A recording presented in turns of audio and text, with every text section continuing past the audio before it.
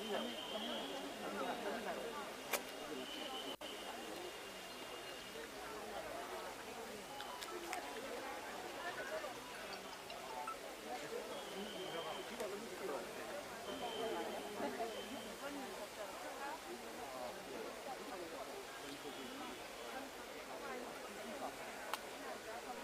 giờ ví dụ như là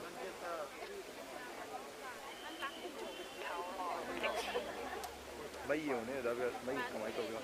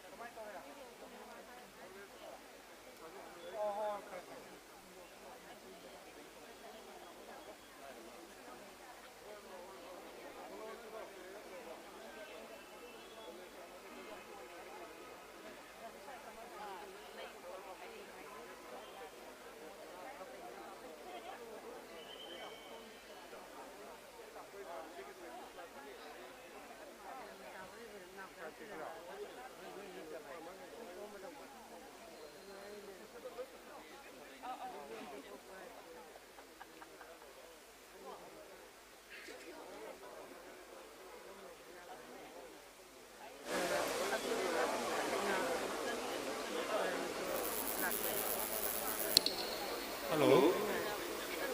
Once again, please don't mind. I request all the beneficiary who have got for the machinery equipment for under the SMAM of Agriculture Manipur, please report to the concerned officer, please. Once again, I request to report to the concerned officer, please.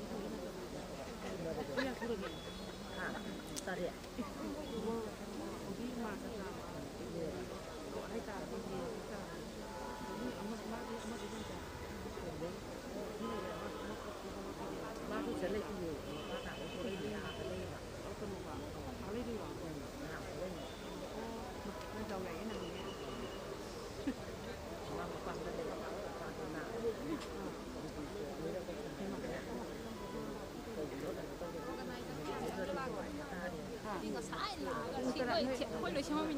Nên invite thì cũng tara hay đã. hoi lối xem mình thì xem invite xem mình lại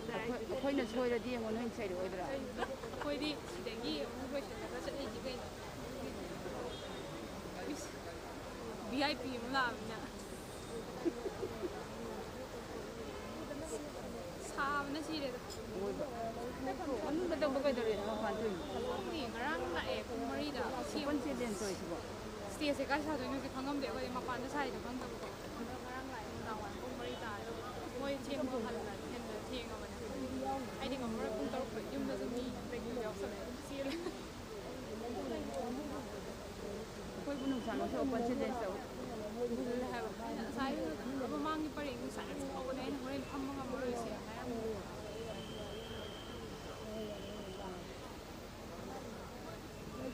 Kasi so far siya dito wag siya. sai Dole siya ay di kun na ba dito ron. Ay di.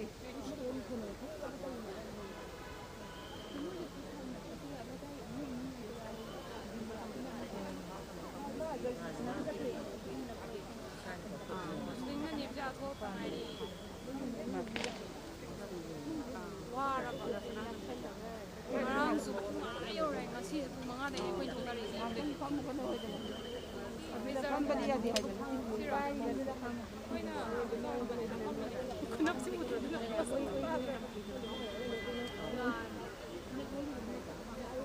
Akuก็จะรักเลยสักนิดหน่อยจะไปakuก็จะพูดเลยไปภาษาสุดแล้วก็ซึ่งในนี้จะเนี่ยรู้สึกว่าจะเลยไปสุ่มเลยยังคงมาเดี๋ยวเราจะเนี่ยใส่ไป Ano yung hindi ka na kanang kon? district in this layout but is the Kanano?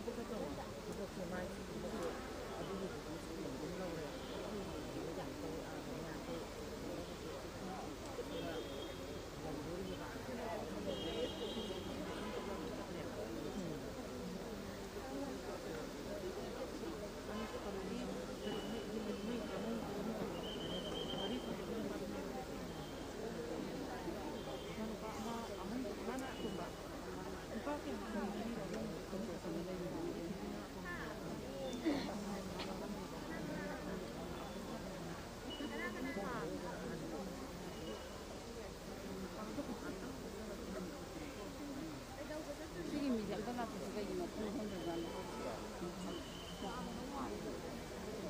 Lando malo.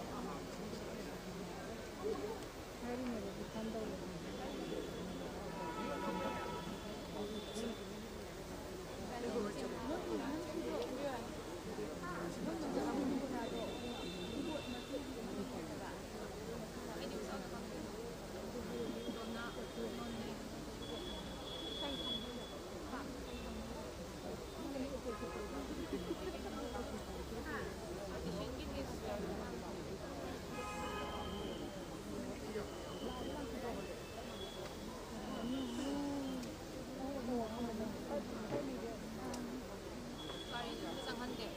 Hindi.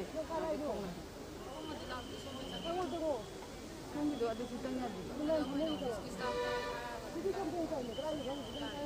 Kau yang cari juga ni, nanti cipu saya. Ada hanya buku. Ya, ya, ay mari dulu kita batu untuk yang Batu di sana ya. Ha.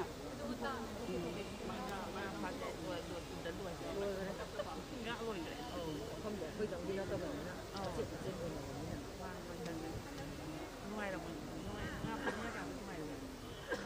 นี่แค่ที่มันถ้าต้องถามเขาว่า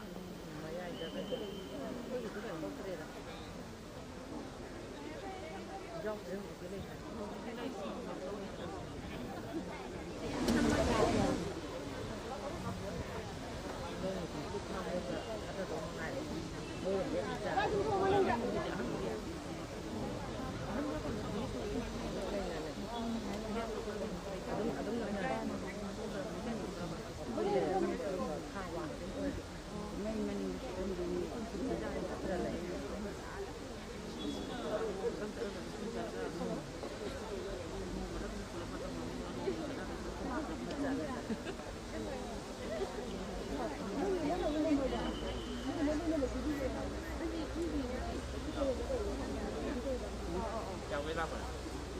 mamá na kangal eh.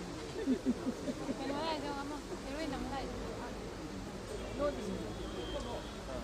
Hindi po yung ano. Pakar eh. Cái gì vậy? Mà dâm lập không được mà. Dâm lập không được gì.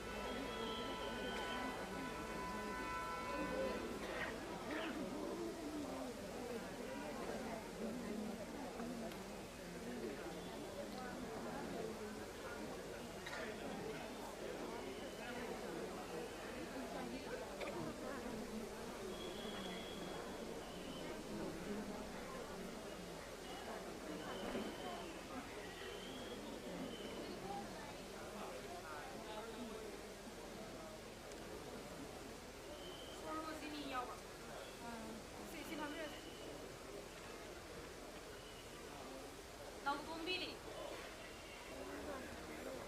Samurai lakpam Nakombi yaura. Nakombi. Besti. Nakombi si Fabiola.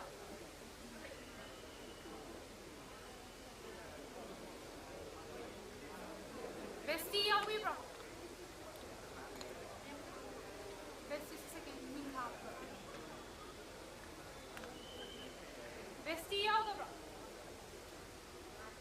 Besti one line. How are you? Dona kami. Achandui kami. Achandui.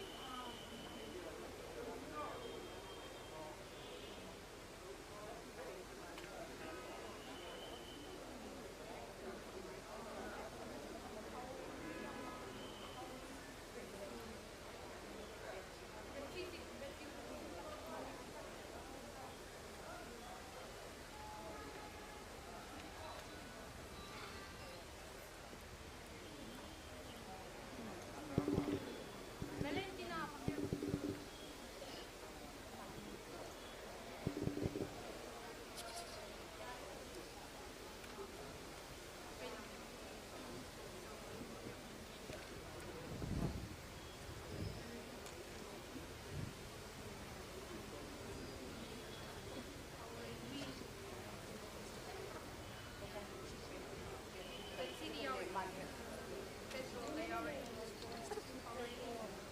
Petrol lima pa may ada.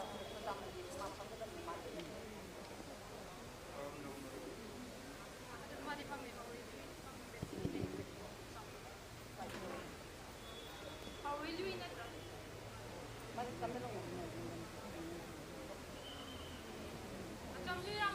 Department of Agriculture amasung Directorate of Handlooms and Textiles Government of Manipur na siduna ngasi si Imphal gi City Convention ki mama ngasida tongan ba masonry amadi handicraft gi sen gi mana haijaba tare yenthokna bagi dugumba numit aduni handicraft ki toolkits yenthok bagi sigumba nungairaba numit asida saruk yaba lengbirakli bakhwai punamakpu taram nokchari loinana ngasi ge khoi gi thorom masida chief guest oibigadaba ikai khumnajariba honorable CM Manipur gi honorable sarsu yobirak-lagani haina pau haibirakli ngasi gi thorom masibu saruk yaba lengbirakli bakhwai punamakna isagi phampham langda mafam chana lengsinbiri thagachari atenba matamda thorom haunanabagi tanja dusu laujage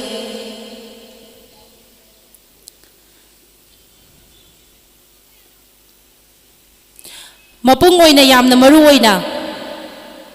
handicraft artisan khudaibi lising amaga chamngada financial assistance selgi ekoina tengbang pijagadaba adu haujigasi bank ki suti oiba maramna ekoina ngasigi function asiga mari leinana numit asida sumna khaktagi mioi 15 da yenthokjagani aduga lemhauriba award pa ekoigi handicraft artisan beneficiary sing aduda automatically masana bank ki magi account ta paisa sing adu changakani haiba wafam thorom hodringai da lengsin biriba khwai punamaki mafam dasu nolukna ningsingjari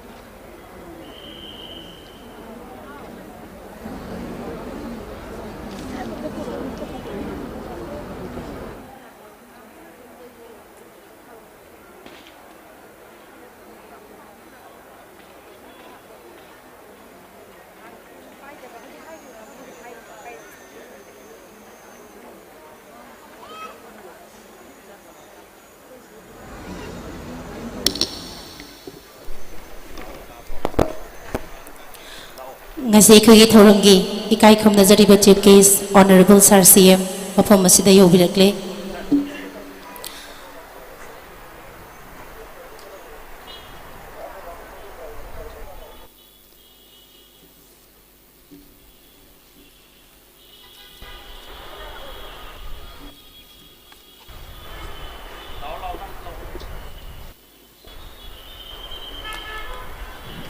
ikai khumna jaraba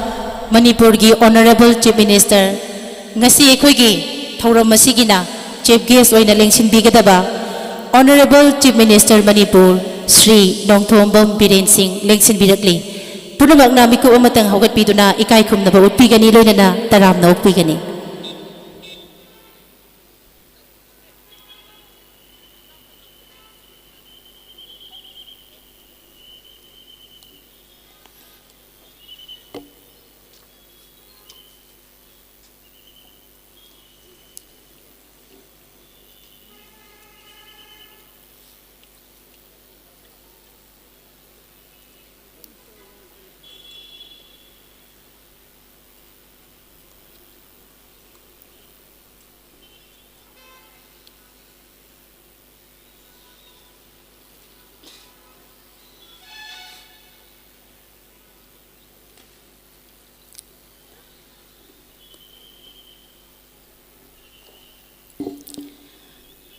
Department of Agriculture amasung Directorate of Handloom and Textiles Government of Manipur anina punna sinjaba handicraft toolkits assistant amasung agriculture machinery and equipment yen bagi apun bathoramni ngasi sinjariba ngasi ge sigumba nungairaba amadi chinglem leba thoramasida thoramungi chief guest obinabagi damak ikai khumnajariba honorable chief minister Manipur Sri Nongthombam Biren Singh ngasi ge khoi gi thoramda thoram mapu president oina thoram preside tawbigadaba ikai khumnajariba honorable minister textiles commerce and industry government of Manipur Sri Thongam Bishwajit Singh, Ikai Khumnazariba Honorable Minister Agriculture Manipur, Shri O. Lukhoi Singh, Ikai Khumnazariba Chairman Manipur Handloom and Handicraft Development Corporation Limited, Shri S. Achoba Singh, Ngasigi Thoramgi Guest of Honor Oina Lengchin Bigani. Ikai Khumnazariba Ngasigi Thoramgi Chief Guest President Amadi Guest of Honor Singna Pambak Thakta Lengkat Birak Nabagi Damakta Ikok Non Jabagalona Kaukachari Lengchin Biraksi.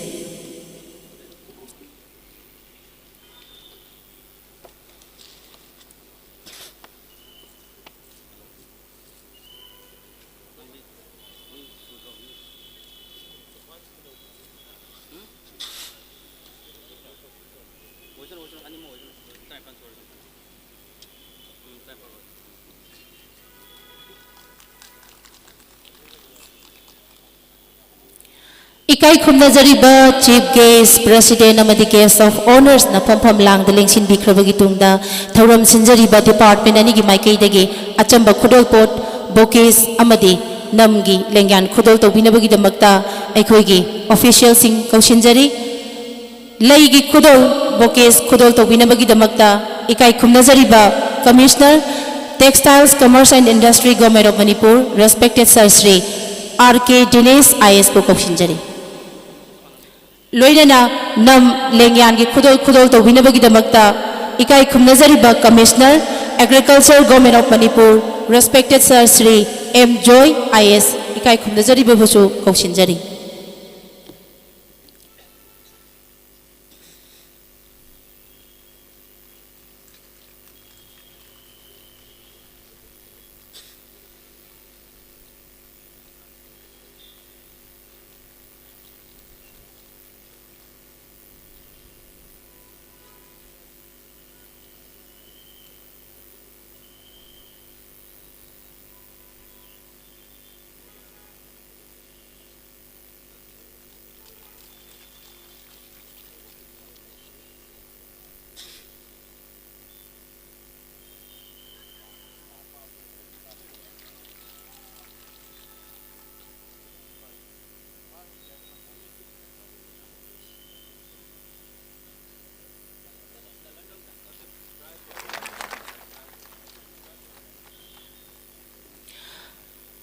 Department Anina Akanana Manipur Yoiba Ikogi Lehau the Kwaidigi Chanaba Taro Sangba Miwigi Tawai Mirel Haina Tazanariba Taro Lerang Kudol Tamzaba Loidana Chingamaditam Manigi Marakta Nukshiba Marina Jet Namatam Chupada Puli Habadu Kudamoina Otliba Leng Nam Lerumpi Kudol Tawzari Lengshin Biriba Ikai Khumnazari Chief Guest President Amadi Guest of Honor na Harauna Lobiba Tobiba Kangba Uchari Makha tarakpada ngasigi aikogi thauram asi hawdokpagi maira chokhat pinabagi damakta ikonona kurumjari hangachari ikai khumnajari bangasi aikogi chief guest president amadi guest of honor singi mafamda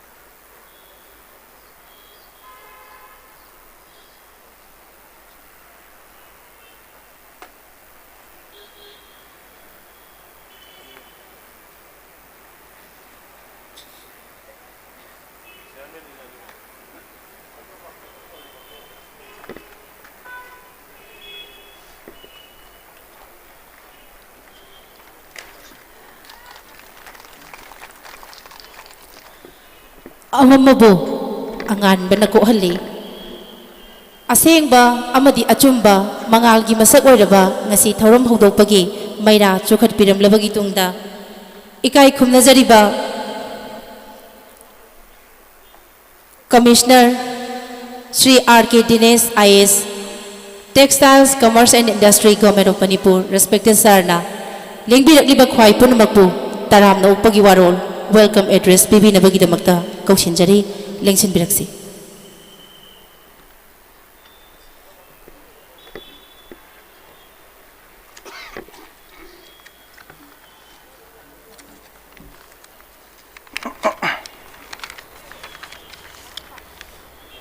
Respected Honorable Chief Minister, Sir,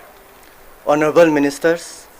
distinguished invitees, and ladies and gentlemen, a very warm welcome to all of you.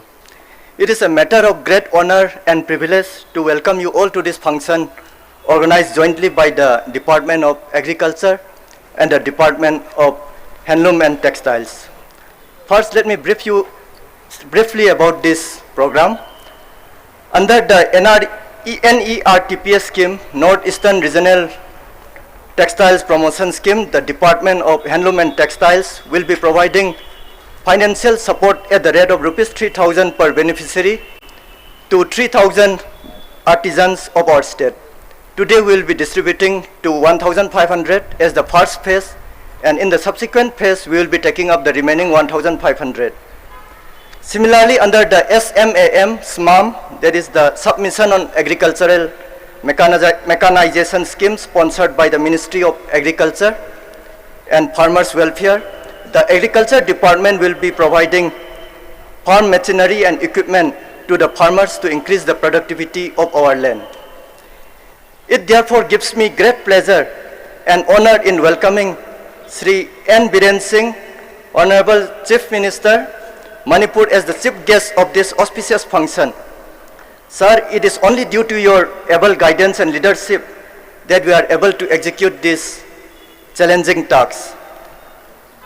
Next, I welcome Sri T.H. Biswajit Singh, Honorable Minister, Textiles, Commerce and Industry, as the president of this function. He has been the constant guiding light and force behind the Department of Textiles and Handloom. I also extend my heartiest welcome to Sri O. Lukhoi Singh, Honorable Minister, Agriculture, as the guest of honor of this function. Sir, your presence here will definitely motivate and inspire all of us who are present here today. It gives me equally great pleasure in welcoming Sri S. Achaubat Singh, Chairman, Manipur Handloom and Handicrafts Development Corporation Limited, MHHDCL, as the guest of honor of this function. It is under his able leadership that the Manipur Handloom and Handicrafts Development Corporation Limited, MHHDCL, has been able to execute this project efficiently as the implementing agency. Last but not least, I welcome all the beneficiaries, all the distinguished invitees, all media persons and officials. With your active participation and support, I look forward to the success of this program. Once again, I welcome you all. Thank you everyone, ladies and gentlemen, for coming here. Taram nokpagi warol thambiram lambugi matungda ikai khumnajariba Sir Sri S. Achaubat Singh, Chairman, Manipur Handloom and Handicraft Development Corporation Limited, ikai khumnajariba Sarna ngasigi thoramga mari lainaba warol thambinabagidamakta kaushinjari.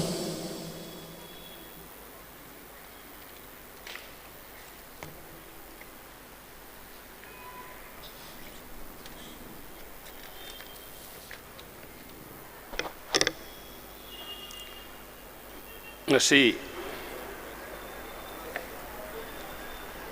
Director of Agriculture and Director of Handloom and Textiles, Government of Manipur na Sinjariba distribution of handicraft toolkits under Northeastern Region Textile Promotion Scheme and distribution of agriculture machineries and equipment under some scheme. Skumlaba function nasida ngasi chief guest ki asanda lingchen biriba koi pumna mangna kai kumnajariba Manipurgi Chief Minister Mingoino Hangacharabada Shri N. Biren Singh Jibu Ahan Bamuktada Ikai Kumnaba Uchari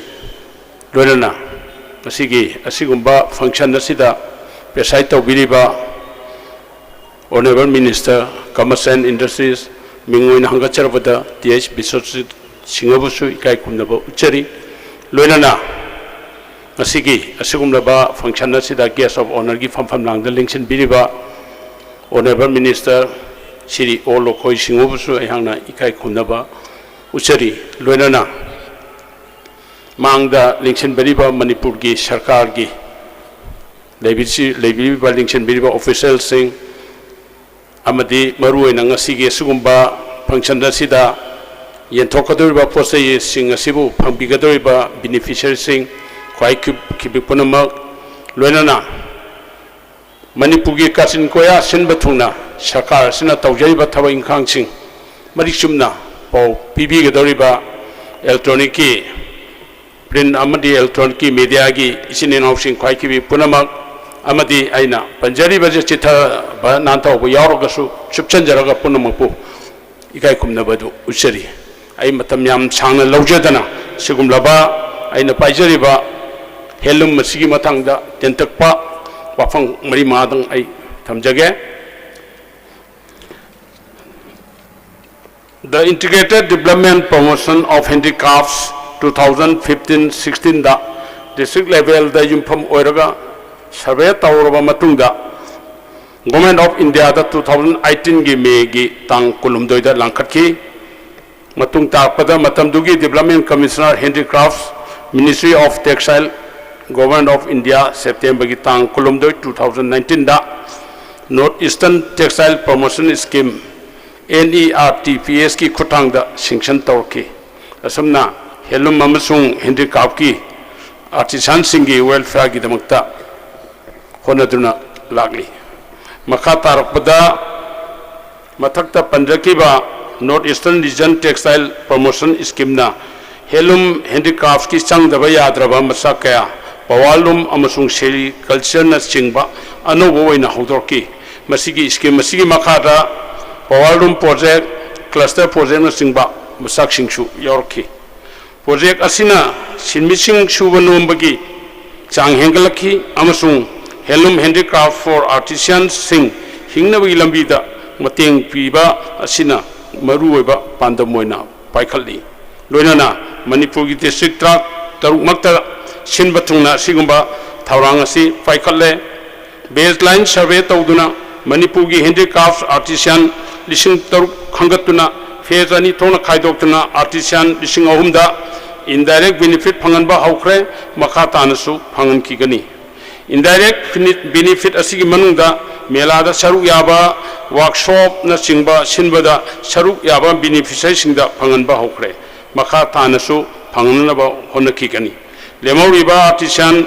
Lishing Ahum Asida, direct benefit Kutanga, Mioi, Lishinga Samada. Tulkin Singba, Nasidagi, Piba, Hujaragani, Makata Nasul, Lemoriba,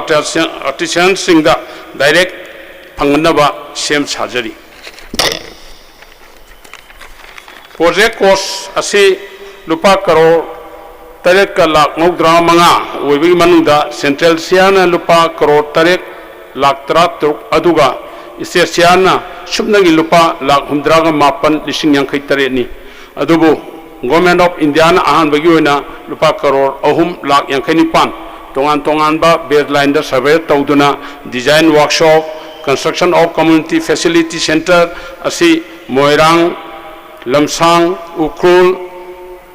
Mayanhang Thongjuda hangdokpaga loina exhibition kaya tawkhre amadi toolkit na singba thengna na artisan singda yahon khre loina handicraft Artisan singi matang da khatang panjarabada khutsa haiba semba saba makal kya gi design puthoba tawbudabu khutna loina mak semba saba gi thabak tawba khudam moina embroidery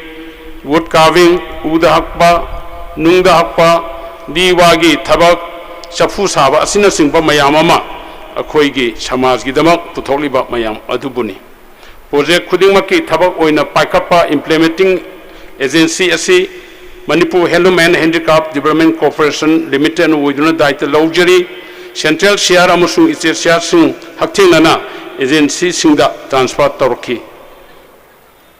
loinana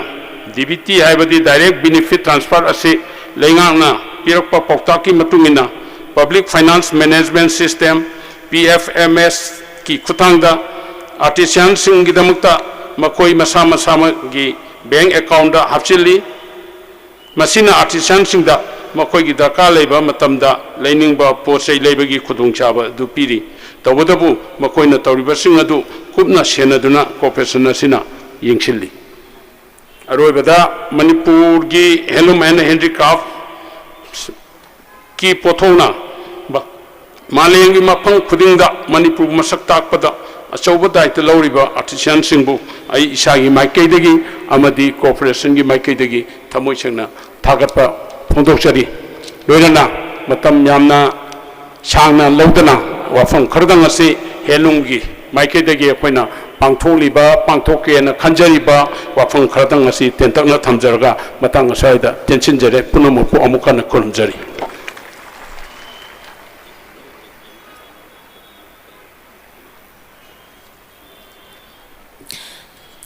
Ikai kham nazariba sarbu thagachari mapung oiba ngasigi aikoina handicraft toolkits assistancing miyam gi baphamda phangan jagadoriba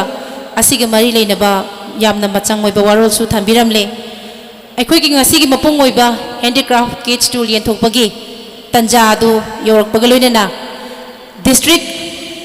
khudingdagi amamam lokachabani mapung oina ngasi aikoigi ahanba toolkits phangbigadoriba district amamamgi artisan sing kokhatchaduna pinanabagi pungpham tanja mikup adu yorakle loina hauji aikoina pangthokchariba thauramasi YouTube da live stream tawjaduna thauramasida yawbo lakpangamdaba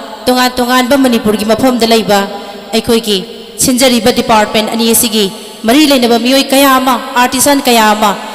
aikoi gi agriculture department amadi handicraft amadi handloom gi department asibu nungsibi ba mioi kaya na YouTube gi khuthang da ngasi aikoi gi thorom asibu midyeng tabiri ikai khum nazari ba honorable Sir CM Sri Nongthongbam Biren Singh ngasi gi aikoi gi chief guest na yenthok jagadoriba ngasi pijagadoriba artisan taraga nipan asigi manungda manga khusinabinaba pibinaba nolokchari makha tarakpada ngasi ge khoi gi ikai khumnajariba president gi phampham langda lengsinbiriba honorable Sir Sri TH Bishwajit Singh na makha tarakpa mari amadi makha tarakpa mari amana ikai khumnajariba Honorable Minister Sri O Lukhoi Singh Sir na Marima amadi lemhobaduna ikai khumnajariba Sir Chairman MHHDC Sri S Achoba Singh na pibinaba nolokchari ahan boina kausinjari Imphal East District tagi Thongnaujam Sorojini Devi lengsin bereksi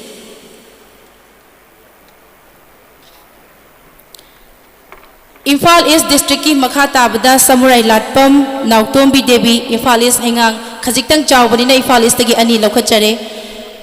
Samurai Latpam Nautombi Devi sem saraga leibinaba ningsingjari hauji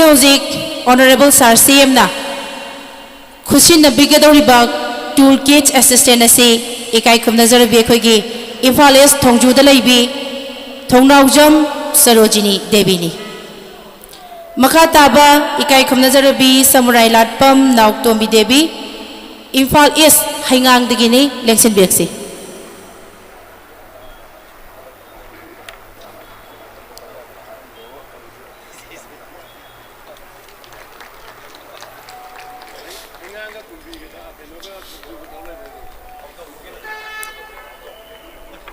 makha taba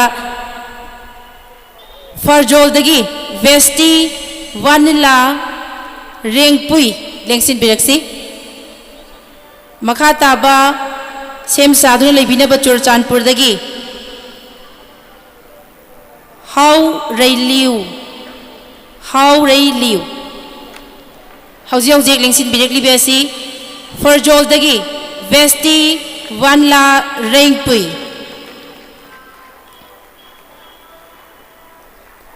अदुगा हौजी अमुक लेंसिन बिरेकली बेसिना Churachandpur district दगी how रई लिउ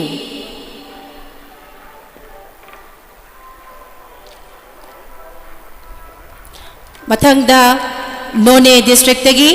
दोना कामई नोने district दगी लेंसिन बिरक्सी दोना कामई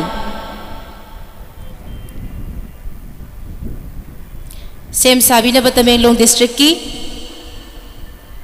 अचाम लियो रायमाई निसिंगजरी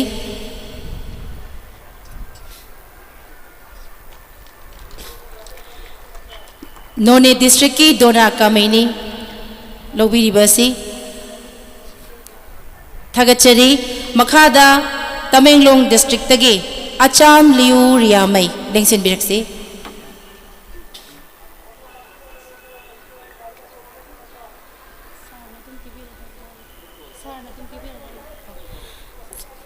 अचाम लियू रियामई लेंसिन बिरकली मथंगदा Valentina Leitanthem लेंसिन बिरक्सी Valentina Leitanthem Thoubal district तगी Valentina लेतान them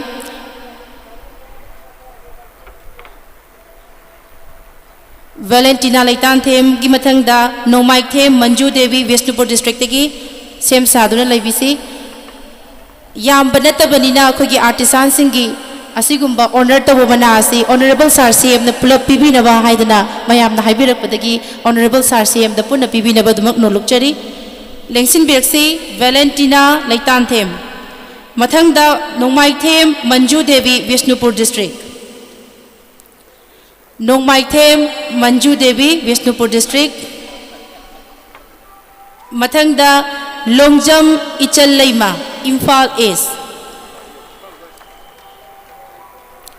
Longjam Ichal Lema Imphal east मथंगदा चांडल डिस्ट्रिक्ट की टीएस सिंगमी तराव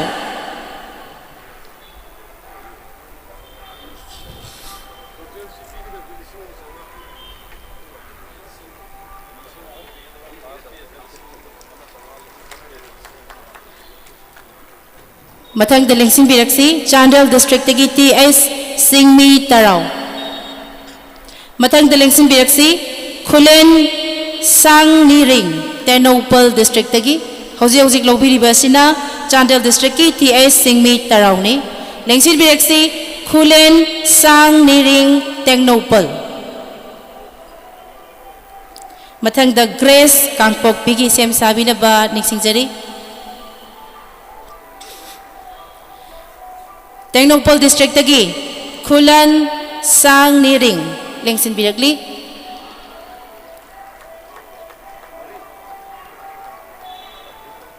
लेंसिन बिरक्सी कांगपोकपी डिस्ट्रिक्ट तगी ग्रेस की मथंगदा कोमुनी कासीपिरी सेनापति डिस्ट्रिक्ट तगी सेम साधुना लेबिनबा नोलुकचरी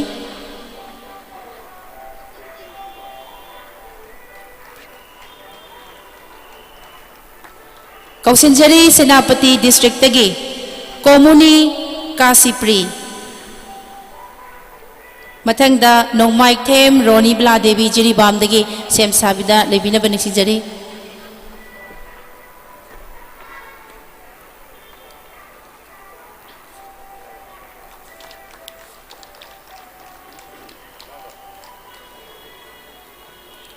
नोंमाइक थेम रोनी ब्ला देवी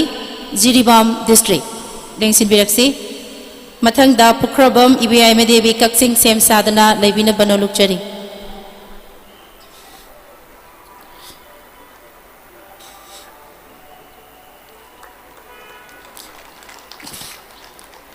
पुख्रबम इबियाइम देवी कक्सिंग डिस्ट्रिक्ट मखाताबा उखुल डिस्ट्रिक्ट की एस पामथिंगा सेम साबिनबा नोलुकचरी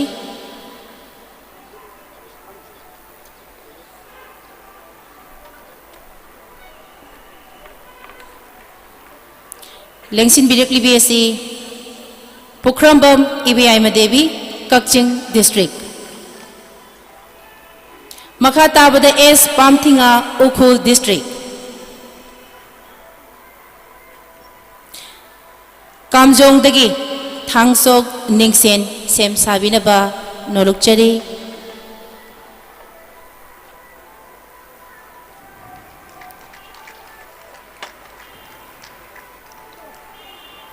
Kaushinjari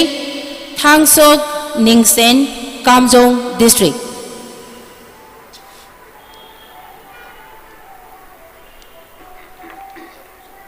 Makataba Madingasigi Aroiboina Kokachabagaba Churchanpur District Tagi Marget Sem Sabinaba Haizari Lengsin Bexi Churchanpur District Tagi Marget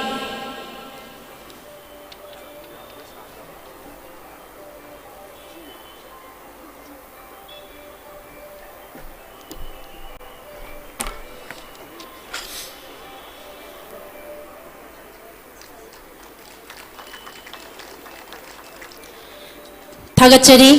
ngasigi ekhoigi district tarak taruk-tagi akhana khangatpa mioi tara nipanda asumna honorable sir CM na honor tobikre loinana lemhoriba ekhoigi ngasigi thoromga mari leinana artisan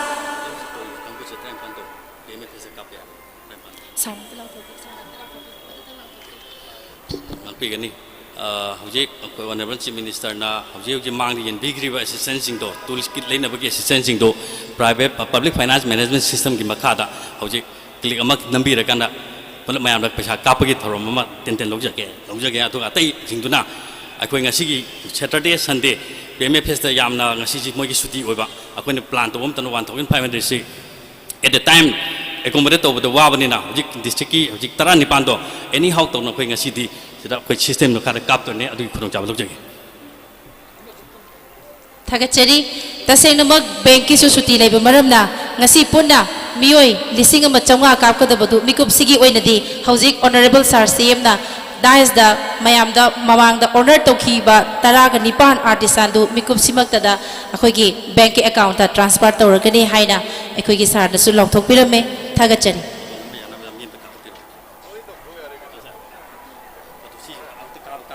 media person amakhaktang khosiki hariba sarna mayam da paisa kapado photo lobi na ba media person amakhaktang stage da kakal pirak na ba kausinjari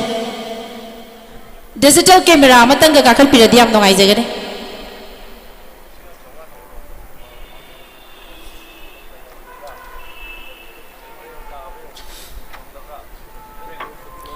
miku pasida ngasigi ikai khumna jariba chief guest honorable Chief Minister Manipur Sir Sri Nongthongbom Biren Singna mikup kharagi mamangda honor tawjakiba beneficiary taraga nipanda mikup sida khoi account paisa adu yahon mangamkhre Thagachari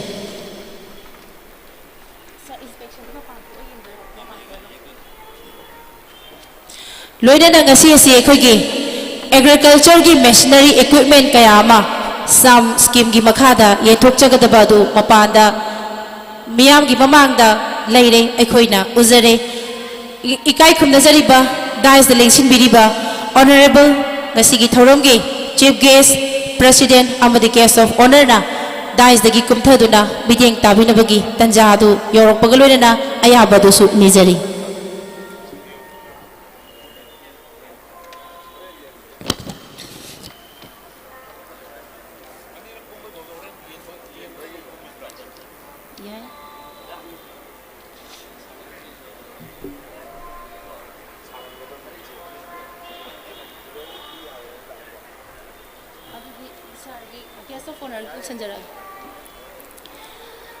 Thorom losilakpada ngasigi special dignitary sing kai khumnajariba honorable chief guest president amadi guest of honor na thorom losilakpagi loina na miyam da khusinabagi tanjadu da punna yengbinabagi adugumba ayabadu pibirakle Thagachari makha chathajarakpa thoromgi ngasigi khoi thoromga mari leinaba warol thambinabagi damak guest of honor gi warol thambinabagi damakta ikai khumnajariba honorable sir Sri Olukhoi Singh Honorable Minister Agriculture ikai khumnajabga loinana kaushinjari lengchen biraksi.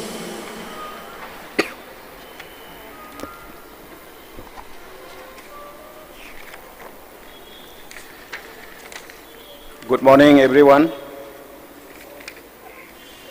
Ngasige Department Anina Sinjaba Department of Agriculture Masung Directorate of Handloom and Textile Department Anisina Sinjadana ngasi ase Agriculture Department yoina distribution of agriculture machinery and equipment under the SMAM haidana sigi scheme sigi makhada dugumba Manipur da leba farmer chirinaw singi lawu buda mahi marong thabada changba dugumba machine singdu ngachi si yenthokpagi mayam da sinabagi numit ne aduga distribution of handicraft tool kits under Northeastern Region Textile Promotion Scheme sina commerce and industry gi makhada enthokpi ge dabadugumba phichabi Manipur gi ching tamda lebiriba imai biton ichi chen singda dugumba piba benefit sing ado du sunga si enthok jagadabani adana sigumba department anisina sinbiba tongan ba farmer singi fishabi singi dugumba benefit sing enthok bagi thoram machida agriculture department dagi aina in charge minister amawaina honorable chief minister da sigumba farm machinery singasi farmer singa yenbi bada yaubi yu haidana honorable CM na ngasi se numit handloom handi textile gisu jugumba thorom leibani punchal chi haidana ayab pibi dana ngasi se punchal laga chinjabani aduna agriculture department gi makai dege honorable chief minister Shri N Biren Singh ngasi gi chief guest hoina lengchin biriba aduga asigi siguma schedule sibu harau harauna saru yabi bagi damakta aina ikai khumnaba to women khangba ai ahan bada uchari aduga ani shubada ngasigi thoram sigi preside to biriba ai collect haijaba tare Shri TH Biswajit Singh honorable minister textile commerce and industry busu aina kai khumnaba uchari aduga Shri S Achawat Singh chairman Manipur Handloom and Handicraft Corporation gi ngasi guest of honor in election biriba chairman busu ine kai khumnaba tawi man khangu chari aduga department ani sigi commissioner director aduga subordinate staff ai kai khumnaba chage aduga ngasi gi function asigi maru oina lengbirakliba handloom handicraft textile gi phisabi ima indol chechen sing aduga agriculture gi farm machinery gi farmer sing beneficiary sing marum pangchile naw sing ai kai khumna butchage aduga ngasi gi thoramasi Manipur khatana tana wan prithvi pumba social media gi kuthangda mayam punamakta uhangadoriba khangangadoriba media gi electronics print ichile naw sing busu aina ikai khunaba tawiman khangbo chage do pulamak subsan jaraga asigi thoram masibu lakpiriba aina chithaba nandaba panbada lehoraga su punamak subsan jaraga ikai khunaba tawiman khangbo ai uchari ai su yam tena thamjage horan khoiga honorable chief minister na yam phajana mayamda leipak ki oiba Manipur gi oiba tongan ba department singsina ngasi khoigi paliba sarkar sina hek lakpadagi paikhalaiba mayam gi damakta piriba benefit mayam sing asi horen khoi honorable CM no mayamda ꯐꯣꯡꯗꯣꯛꯄꯤꯕꯗꯨꯅ ꯍꯦꯟꯅ appropriate ꯑꯣꯏꯔꯒꯅꯤ ꯍꯥꯏꯅ ꯈꯟꯖꯔꯒ ꯑꯗꯨꯒ ꯑꯩꯈꯣꯏꯒꯤ ꯍꯦꯟꯂꯨꯝ handicraft ꯇꯦꯛꯁꯇꯥꯏꯜꯒꯤꯁꯤꯅ ꯑꯩꯈꯣꯏꯒꯤ honourable ꯑꯩ click minister ꯂꯦꯡꯖꯦꯟꯗꯨꯅ ꯂꯩꯕꯤꯔꯦ ꯍꯣꯔꯦꯟ ꯃꯍꯥꯛꯅ ꯃꯥꯒꯤ ꯀꯟꯁꯜ ꯑꯣꯏꯕꯅꯤꯅ ꯃꯉꯣꯟꯗꯒꯤ ꯍꯣꯔꯦꯟ ꯕꯦꯅꯤꯐꯤꯁꯔꯤꯁꯤꯡ ꯍꯥꯏꯖꯕ ꯇꯥꯔꯦ ꯑꯩꯈꯣꯏꯒꯤ ꯐꯤꯁꯥꯕꯤꯁꯤꯡ ꯑꯁꯤꯗ ꯍꯣꯔꯦꯟ ꯃꯥꯒꯤ ꯋꯥꯔꯣꯟꯗꯨꯅ ꯃꯗꯨꯗꯒꯤ ꯑꯩ ꯑꯣꯅꯔꯦꯕꯜ ꯃꯤꯅꯤꯁꯇꯔꯗꯒꯤ ꯇꯥꯕꯤꯔꯁꯤ ꯑꯗꯨꯒ ꯑꯦꯒ꯭ꯔꯤꯀꯜꯆꯔꯒꯤ ꯑꯣꯏꯕ ꯑꯩꯅ ꯏꯟꯆꯥꯔꯖ ꯃꯤꯅꯤꯁꯇꯔ ꯑꯃ ꯑꯣꯏꯖꯕ ꯁꯤ ꯈꯨꯗꯣꯡꯆꯥꯕ ꯂꯧꯔꯒ ꯑꯩ ꯋꯥꯍꯩ ꯑꯃꯅꯤ ꯈꯛꯇꯪ ꯂꯥꯛꯄꯤꯔꯤꯕ ꯐꯥꯔꯃꯔꯁꯤꯡꯗ ꯑꯩ ꯊꯝꯖꯒꯦ ꯑꯩꯈꯣꯏ ꯑꯦꯒ꯭ꯔꯤꯀꯜꯆꯔ ꯁꯦꯛꯇꯔꯗ ꯐꯥꯔꯃꯔꯁꯤꯡꯒꯤ ꯂꯧꯎ ꯁꯤꯡꯎꯕ ꯏꯆꯤꯜ ꯏꯅꯥꯎꯁꯤꯡ ꯆꯤꯡꯗ ꯂꯩꯕꯤꯔꯤꯕ ꯇꯝꯗ ꯂꯩꯕꯤꯔꯤꯕ ꯁꯤꯒꯤ ꯑꯦꯒ꯭ꯔꯤꯀꯜꯆꯔ ꯗꯤꯄꯥꯔꯠꯃꯦꯟ ꯑꯦꯒ꯭ꯔꯤꯀꯜꯆꯔ ꯁꯦꯛꯇꯔꯁꯤꯗ ꯑꯩꯈꯣꯏꯒꯤ ꯇꯣꯉꯥꯟ ꯇꯣꯉꯥꯟꯕ ꯁ꯭ꯀꯤꯝ ꯈꯔ ꯗꯤꯄꯥꯔꯠꯃꯦꯟꯁꯤꯗ ꯂꯩꯖꯔꯤ ꯍꯥꯏꯔꯤꯕ ꯗꯤꯄꯥꯔꯠꯃꯦꯟꯁꯤꯡꯁꯤꯒꯤ ꯃꯅꯨꯡꯗ ꯉꯁꯤ ꯑꯩꯈꯣꯏꯅ ꯄꯥꯡꯊꯣꯛꯆꯔꯤꯕ ꯊꯧꯔꯝ ꯑꯁꯤ SMAM 하이드나 Sub Mission on Agriculture Mechanization 하이가 시기 abbreviation다 short form다 SMAM 하이 시기 막하다니 같이 거이나 farmer 실리나우 싱자 비자가 돌바 machinery 싱체 아두나 거이 자이 쿠딩기 헤헥 수금바 farmer 싱다 탐 machinery 싱시 인톡버기 마얌다 distribute tawagi thoramdu pangthoaga lakpani adukum si chahi gisu koi ngasi si pangtho si haidana koi honorable chief minister ga tana jarga numile si lepaga pangthok chabani aduna ekoi ngasi yenjaga dor farmer sing pija ga doriba machinery sing asim tongan tongali makhan taraga mathoini sida yaujiri si koi na mayam da pija ga dori si tractor pedri thresher mini rice mill water pumping set diesel gi rotavator power tiller ripper digger weeder leveler spare power and manual haiba sigi component sigi item tarama thoisini koina farmer singda ngasi khuchinna ga doribasi do koi masigi farmer singda koi subsidy कोई सरकार ना subsidy बर सरकार के guidelines की मतुंग इना कोई subsidy पिजरी हाना सु दुम पिरगा लाकपनी सुमाइना कोई मखा चथरकपदा सब्सिडी जे कोई ग्रुप 5 मा फार्मा ग्रुप 5 मा दुगा इंडिविजुअल हाइबा मा ग्रुप से अनि थ्वे अदुगा मागी सब्सिडी सी इंडिविजुअल दना कोई अप टू 30 to 40% से कोई सब्सिडी होइना एक्चुअल कॉस्ट ऑफ द मागी machinery सिगी हाइदी machinery सिगी मागी कोट से सिगी amount सिगी येंगा कोई 30 to 40% से सब्सिडी फार्मर सिंग पी बनी सिन इंडिविजुअल फार्मर सिंग इंडिविजुअल बेनिफिशियरी सिंग फंगम थोकवा अदुगुम सब्सिडी की amount दुनी अदुगा कोई होजी ग्रुप की दना custom hiring centre farm machinery bank हाइदना सिन ग्रुप फार्मर सिंग नि सिन कोई पिजरी से 40% project cost of the exchange procurement china mai si the group ne equipment item am khaktang koina lawbagi laibagi natba pulap oina equipment sing si laibagi dum group sigina 40% ni koina pijari si doi koi tam chana farmai chin nauk sing da koi local newspaper gi through da koi advertise tawjai koi chumba farm machinery sing hantak chahi gi oina farmer sing actually now sing hana कोई distribute तो वो मायना कोई farmer sing से invite तो रगा district agriculture officer sing through दा कोई ना सिगी form sing से available ओ हेली अदुगा as well as कोई के director office दा सो कोई दम मसिगी form से कोई पिज़्ज़ा रगा farmer sing से in timely कोई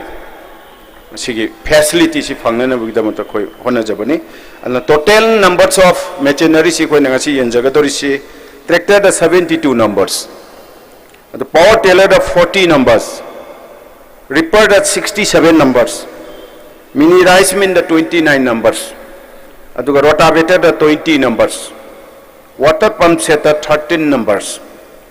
leveler the 7 numbers digger the 7 numbers pedri thresher the 7 numbers the spare power manual si 100 amuki changni and sumaina सिगी आइटम सिंगसी मखन मखन तोंगान तोंगान बा आइटम सिंगसी कोई फार्मर सिंगसीदा ngasi asi इंथोक जबगी तंजा दो लोग जबनी अद फार्मर सिंगना हेक सिगी पोट से पुबिग्रगा हमने चेक्सिन सब्सिडी खतगी खनबा नतबो कोई लौ उबा हिंगोन को जब खोइददी हारिबो खुचु कुलाई सिंगसे यामना दरकार ओइबनी अदुना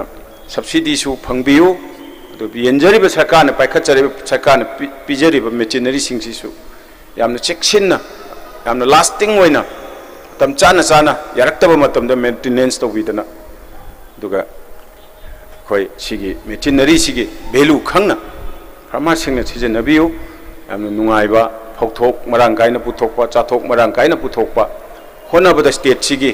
दुगुंबा प्रोडक्टिविटी मयाम पुथोकपदा फार्मर सिंगी कंट्रीब्यूशन फार्मर सिंगी effort जाउदनदी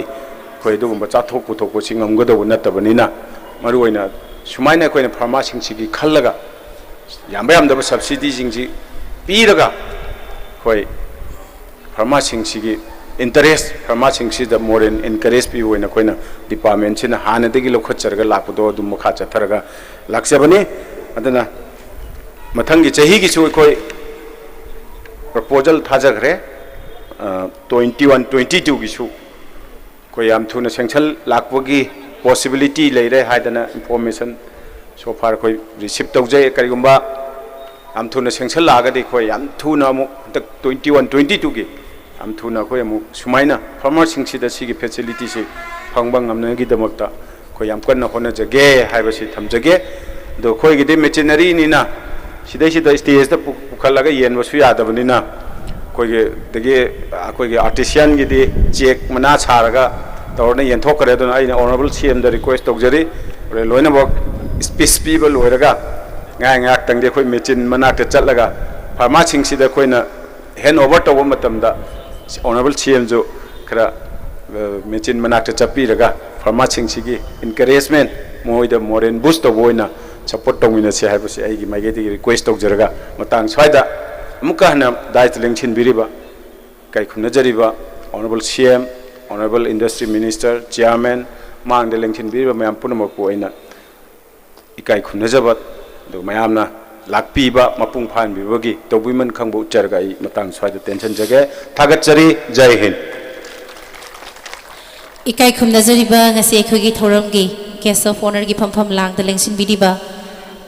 Honorable Minister Agriculture Manipur Sri Olukoi Singh thagachari loinana akhoi na ngasi tais da lengsin bidiba ikai khumnajariba chief guest president amadi guest of honor gi mamangda leiteng oina thamjariba chana naba potlam singi manung chanbada chini chapu amadi samutanni amuktang miyeng tabinaba nolukjari thaina aikoina yamna piklingai matamda aikoi bu pokpi ima sing ahan singna chini chapu amadi samutan achapot oina semba macha oiba singda masu oiba singda pijabagi wari yamna tangna taki ngasidi manipur gi ikai khumnajariba honorable chief minister Sir Sri Nongthongbam Birenna Chahi Mapung Mari Chahi Mari Mapung Phana Chahi Mari Lengak Lakpagi Yamna Mai Pakna Miyam gi tongan tongan ba thabak thorom kaya ama Paikhat Birakpagi Asigumba Thorom ga mari leinana my own exhibition da Pauna Marna Hairiba Samutan Amadi Chini Sapuwasi matam koina uba phangkhidraba ngasigi mirolna khangkhidraba maming thakta tabada angak poina karinon he haina hangnaragadaba achapot makhalasi miyamda amuhana uhanba phangalagani hainasu haibirakli aikoigi manipur gi yamna liraba indigenous oiba achapot makhal amani haina lengsin biriba ngasigi dais da lengsin biriba kai khumnajariba thauram gi chief guest president amani guest of honor singi mafamda nolukjari ningsingjari loina lengsin biriba khwai punamaki mafamdasu asigumba warolasi thamjari thagachari makha tarakpa thauramgi warol thambinabagi damak ngasigi thauramda president gi phampham langda lengsin biriba honorable Minister Textiles, Commerce and Industry, Government of Manipur, Ikai Kumnazari Basar Sri, T.H. Vishwajit Singh, Kaushinjari, Lection Birksi. Punamapu Koramjari. Tasengna Manipur ki praja khudibangna hena khangna bawa phamni Sri Nong Thongbam Biren Luchingba Sarkar Karama Maikai de Chali Karamna Miyamgi Sebagi Damakta Kari Khali Matamamada Sarkar Leram Dabanati Lerami Adabu Sarkar Si Amana Palamadaki Ama Amana Panbadaki Ama Matang Matang Satharaga Satkadaba Puchak Ama Democratic Society da General Lama and Pangtu Gansi Walter Sarkar Palagala Ita Wudabu Prajamiamna Yang biri ba duga tawigada bapoti prajamyam je khoi gidamta disas ne na logjage because maram di kanana kari tawi kanana tawi have du di prajamyam na khangane khoi na haibya di habjima adana sigi khoi na nungai ba Bharatiya Janata Party na luchingba coalition government asigi hek hobadagi sahi amamam subadagi amma ani ahum mari haidana mathang achievement sing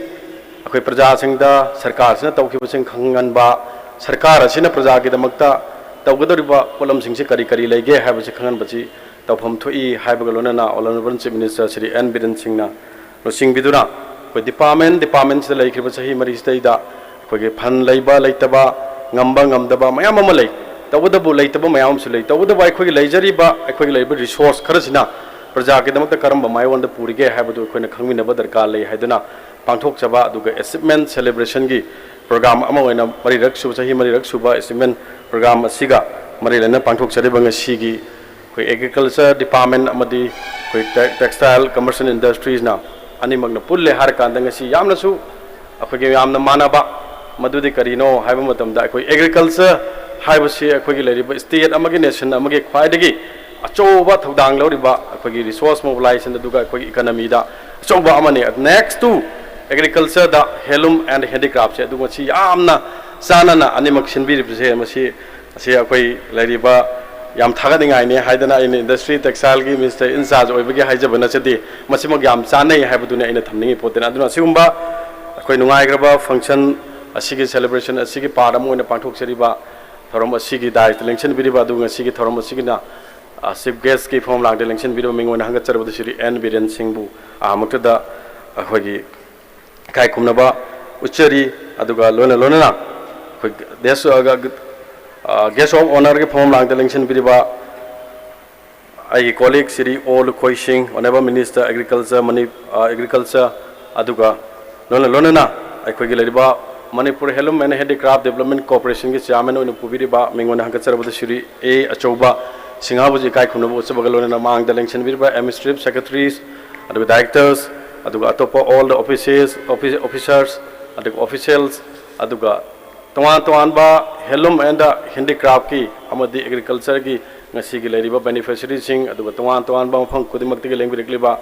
akhoi gi leriba punamak pusui kai khunaba usabagalona ngasi gi sigumba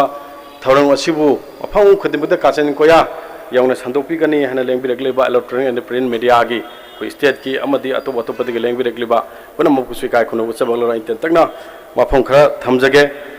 tasena koi ngasi gi koina kamai tawdana koi gi leriba handicraft heirloom gi natana handicraft ki su oina maru oina akoina makhoi ji kamai tawda preserve tawgadage adu makhoi ji kamai na standardization tawrka na makhoi gi marketing platform sembi gadage adu kamai tawda masi puna maksing je assist tawrka na makhoi sibu akoina makhoi gi objective ama oina madudi karino haiba matam da makhoi gi working environment si improve to honba lona na makhoi gi senthok lambi ji hengal hanba at the same time akoi makhoi da akoi financial assistance pire har kanda makhoi gi leriba akoi livelihood se akoi development improvement to honna bagi khongjang amaga lona ngasi akoi gi leriba project madudi integrated development and promotion of the handicraft haiba project sigi makhada masigi project sina project ama warga akoi gi northern akoi gi region textile promotion scheme gi makhada koina akoi handicraft ki leiba association sing sida akoi lupa lising tara gi in the form of the case so because maram di machina direct benefit transfer tawre har kanda equipment akoina leiraba pibagi nataba magi pamjaba equipment sing do makoi masa na leijana magi damak yam transparent oina ngasi ma honorable chief minister na akoina ngasi beneficiary khara khangalaga pi khibado ngasi ma akoi mamang da loi transfer tawre adu all together we have to cover around about 6000 akoi assistant tawgadabni the phase am the 3 at the rate of the 3000 is the first phase second phase khar kanda 1500 ama akoi first phase ge oina akoi paisa lari bus ge available funds ge koina at the rate of the 10000 per assistant da pira kana makoi da akoi gi tool kit si laire har kana makoi gi laiba production hengalan ba koi market ki laiba posi hengala le har kana makoi da livelihood ki hengala ba gi damukta akoi sarkar sina sinba akoi gi program amo oina project amo oina paikhalak pa thorong amani haidana ai mayam da thamjage aduga le tasengna hairiba akoi gi project si nataba atopa helum dasu akoi se adugi matik akoina lum accreditation scheme haidana akoi koidri 2250 akoi lum cn khibuduni samane akoi at the same time akoi da lari posi india gi akoi comparatively india dasu as a nation as a whole haibiyai aduga northern state ki oina yenga matamda akoi national helum census report ta akoi gi lari all the other states in the decline tawe tawdu where is akoi gi lari honorable chief minister ki lising makhada amadi akoi gi lari पालिबा सरकार से लिसिंग मखादा अखोगी लरिबा हेलुम अमद हेडिक्राफ्ट के assistant सिंग से promote तौगदबनी हाइबगा लोइनना अखोनी ngasi बाउता अखोगी national हेलुम census ता अखोगी लरिबा मणिपुर से मसिंग हेंगलग लाई मणिपुर दा लई से more than 2 lakh कनो लई weavers लई अदु at the same time assistant दु at the same level दा अदुम 2 lakh के अदुम लई अदना दे अखोई equally अखोई promotion से अदुम अखोई पिने नबो होना बसिने मरम वरगांदा अखोई equally अदुम increase la hai bu ge ai wafam duni ngasi program yam thamningi je adana koi tasengna sida sunate koi ngasi tasengna akoi gi lariba helungi lariba akoi gi production aduga koi weaving sina sariba akoi gi magi skill aduga magi akoi handicraft association sina sema iba posting se adugi matek masi phajabasine maram warga akoina ngasi money tax haidana masi hana leram da banate state level da leram photo ekon international level da on thui har kanda ekoina masi gi sari ba posi ekoina capacity building ki training amu piri har kanda ekoina makoi gi standardization tor kan world gi perform da posi hena yona laga ekoi gi leriba assistant amadi koi weaving ste hena paisa phangan na ba koi ngasai gi objective amaga loina pa khaliba project se sigi lambi du lakna ba gi hiram dani ekoi ngasi torga laksari se adon sido sunatana koi honorable chief minister ki lising makhada honorable governor na petrol member oibire har kanda ai sana chairman oijabani koi mita khaidana mita kasi yamna akoi aphaba pochak am oire maramdi karigino haiba matamda internationally akoi leibo posi sell tawba hore maramdi akoi gi leibo posi capacity akoi gi manipur da leiriba weaver sing aduga manipur da leiriba artisan khudimak sing jil oina mak skill yamna oiba skillful oiba adu mokoi si अखोइना हाइजरीब post अखोइना कमाई तौदना मखोजी capacity building training पीरे हार कांदा अखोइना प्रोडक्शन से कमाई तौद इंटरनेशनल लेवल द कम्पीट तौब याना बगे होना बजिना मरम वरकांदा हुजिकती चुमनगी हेलम एंड हैंडीक्राफ्ट की पुथोरीब पोषक अमजिगा मिटाक की चलेब पोसिगा अखोइ तोवान प्राइस लेरंगनी तौबदबो अखोइ मिटाक लेब पोसिने इंटरनेशनली अदुम मोजि लैगिना बगे पोषक अम ओइरेब हुजिकती मसिना करिनो हाय मतमदा अखोइ लैरिबा मांगधरगलबा आर्टिस्टियन लम खुदिमक्ता मागी कल्चरली लेजरीब मागी आर्ट फॉर्म से कायदना हाइदना ऑनरेबल गवर्नर अमदी ऑनरेबल चीफ मिनिस्टर ना गिलिसिंग मखादा अखोइना होनजरे हार कान ngasi अखोइ लैरिब मांगथरगलबा समना हार कांदा अखोइगी लुहोंगबदा हायरसी अखोइगी नुपागी नतबदा अखोइगी लैरिब नुपी ओइबा समाज सिनरिब लुहोंगबदी यावदबा याद्रबा अखोइ मरै कायना हाइनबा पोसी मांगथरे मसी पुनमक्सी कनाना सारमगे हायबजी असाबा मी लेरक्त्रे Hojikti fashion gi natraga change ama lakpasina maram warkanda koi mangdar e pot punok kamana preserve tawgadabune haibdune ba koi khanari di adumasi koi shape tawung amagani maram di honorable governor na magi leriba officially koi gi kano function ama tawrkanda hariba association punamak singje kaukal har kanda koi masi gi mafam matang da koi naina raga he na promote tawna ba kan honari na ai thamjage ba masi aduna koi leriba jaga kodimuk magi art form adu culturally leriba traditionally lejeriba punamak si kai dana ba haidana masi akoina preserve tawba aduk standardization tawba aduk market platform sembiba aduk livelihood enhancement tawna bagi ma yamna chana ba haiba tare ngasi gi project asiga sigi mitak siga aduna koi lairiba tawra iba sanctions da su akoi gi baseline ngasi gi akoi ngai akoi yamba तामो अचौबना अखोई introductory speech हाइगद्रा मागी speech ता दम लोइना पनग्रे थोराउली कमाई तौना P कमाई तौना survey तवी अदन मसी as per the guideline of the ministry द बेस एक्सटेंसिव बेसलाइन सर्वे तौरे हर कांदा अखोइन खंकलकपा आर्टिसियन सिंग दा पीबनी अदुगा लोइना लोइना अखोई ngसाइगी तोंगान तोंगान बा अतोपा स्कीम मयाम लेरगसु अखोइन ngasi भौक्ता सरकार असिना कोई ट्रांसपेरेंट लेना चले हाइबसे अदुम बेनिफिशियरी जु हेना खंबीगनी अदुगा ऑफिशियल सिंग दा आइना हाइजबदी हाइजगदब पोटी हाइरिबा अखोइन फजग्रबा प्रोजेक्ट अछे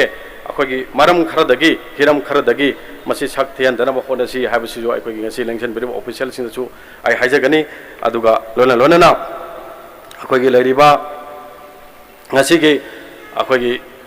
हेलोंगी ना आई तेंतंग ना तुम साइड तुम लोग संजर के हिंदी ग्राफ की हाइडी भाई बगदी आमने ले अदुबु तंजा आची ऑनरेबल चीफ मिनिस्टर जुंगाम भी गदम ने अदु एग्रीकल्चर का यामने मरी लेने बदा आई अमतंग हाइजगे ngasi gi लेरिबा कोई फार्मर्सिंग तंग ngasi कोई ने लेरिबा होय फार्मर्सिंग की अवार्ड पर म्याम लेरंगनी कोई इरिगेशन की मरमदा द इसिंग की मरमदा कोई मल्टीपल क्रॉपिंग तव मतमदा कोई अकाइबा कोई द ngमदब पीबा म्याम लेरंगनी तवदबु अखोइना सरकार सिना सु यामने कन्ना अखोइना होनरी पोसी सही खरजगी मनुंगदा लोइना हेक्ता खुदक तपियो हाबदी मदुदी सोरगी हाकतक तगिसु ngमद्रबनिना मदुमी हाकतकसु ngमोय जे आई थमजगे अदुना अखोइ लेरिबा याम कन्ना होनरी तवदबो अखोइना अखोइगी लेरिबा सोलर अखोइ पंप खुसुम हाइबा स्कीम अमा लई भारत सरकार की अखोइ लेरिबा ministry of the renewable energy की मखादा अखोइ सिदसु मणिपुर दसु मनिरदा हाइबम लई मसिक खितंग खुसम नबीरगा करम करम कोई हानदी एडवर्टाइजमेंट का Chumba चिंबा अदुगा तोवान तोवान बलौमी सिंगदा अखोइना लोइनमक थादोखरबनी अदुबा अखोइ repeatedly ngasisu function असिगी तंजा लौजरगा खुसुम हाइबा कनोजुदा connect तौबिरगदी लौमी सिंगसिना अखोइ लेरिबा मागी फार्म दुदा अखोइगे सोलर के पंपिंग सिस्टम दु थमगदी अखोइ हेन प्रोडक्शन तौ मतमदा अखोइ ngasi पीरिबा मशीनरी असिस्टेंट अदु सब्सिडीज का लोना फार्मर सिंगसिने हेन अचौ अफबा थबक थरों क्या तौरपदा मखोइगे प्रोडक्टिविटी हेंगतपदना मरम वर्गा मखोइदसु कानाबो ओइगद्रा हाइबदुगी मरमदा पंजबनी अदुना कोई तोइदोंगना कोई लेरिबा डिपार्टमेंट की मरमदा का हेना मसिगी मरम जैदा सिकतंग हाइरे हाइजरगा अखोइगी तोवान बा हिरम खुदिमक्ता मयामने प्रजा मयामने हेना खंगबिरगनी मरमदी लंबी थोंगी मरमदा मई की मरमदा इसिंग की मरमदा हुजिग याम कन्ना पाखलगली भारत के प्राइम मिनिस्टर ना 3054 करोड़ पीबीरे हर कांदा अखोइ युम खुदिमक्ता अखोइगी टेप वाटर से अखोइ समननबगी थौरांग पाखलकपा हुजिग तोवान मफम खुदिमक्ता उबिरमने खल्ली प्रैक्टिकली अखोइ विजुअली लोइनमक उबा फंगगनी हुजिग अदुगा सिदसु नतना तोवान बा टूरिज्म के सेक्टर दसी पुना मक्सिंग से अखोइना ngasi प्रजा खुदिमंगना अखोइ रिक्वेस्ट तौजबदे आई ngasa हाइजबदुनी प्रजा खुदिमंगना जज तौबियु तेन बा सांबगी वारी नतना परफॉर्मेंस बेस्ड दा अदुगा भारतीय जनता पार्टी थोइदो हेंदोगना अखोइ डेवलपमेंट दा ngawjaba aduga Bharatiya Janata Party is a party with a difference aduga Bharatiya Janata Party stands for the development only aduga development for everyone development for every community adasi lay aduga sometime somewhere khona nungai tabada politically creation madudi karino Bharatiya Janata Party is so communal aduga basis amada धर्म अमद basis लेबने हाइबसिंग असि अखोगी लेरिबा सिंगमी तमिगी सिनेनाव मयाम अमा लेबसिंग मवांगदा कोइ तोइना कोइ media के लेरिबा पुनमक्सिंग ता कोइ हाउदबा यादे हाइना पंजबनि मछि हार kan mayam la or we यादे because it's all the creation of the triple C I press की मीडिया मयाम लेरि triple C दे आई हायरोय triple C जे करिया हाइनो मयाम ई विरोध triple C ना आई नो मैं एक्सप्लेन तवजेगे what is meant by triple C I ngasi de hajar roy anu ai ming kanala su akoi allegation tawroi tawudabu akon aseng ba ideologically akoi na karigumba principle kharda yumpham warga pakhalakpa kanoni aduna development da kanana su challenge tawbu ngamoi habje ai achok challenge ni na ai thamjagane masima aduna akoi taseng na ngasi ko sarkar sine pakhalakpa matam da yembiro so much of changes in construction of the roads in the entire part of the state aduga leriba as a whole nation when IBI northern state ta honga iba change asi puna makse yengore har kan Bharatiya Janata Party Manipur da so aduke matik leading oiba oiri adu oigani adu kanana su challenge to bangam moi habse ai sarkar ge spokesperson amu oina ngasi ai mayam da phongdok chari aduna tasengna koi sarkar laigini praja mayam na thajabiu मरम दे अखोइना हरगली बचाई मरिसिदा सुक तौबंग अमगदि अखोइ मसिसु corona virus की मतमना pandemic सिना लामद्रगदि अखोइ हेन तौबंग अमगनि pandemic सिना करी अखोइ सोक्था हले ngasiदी सही अमगी मतम मांगहले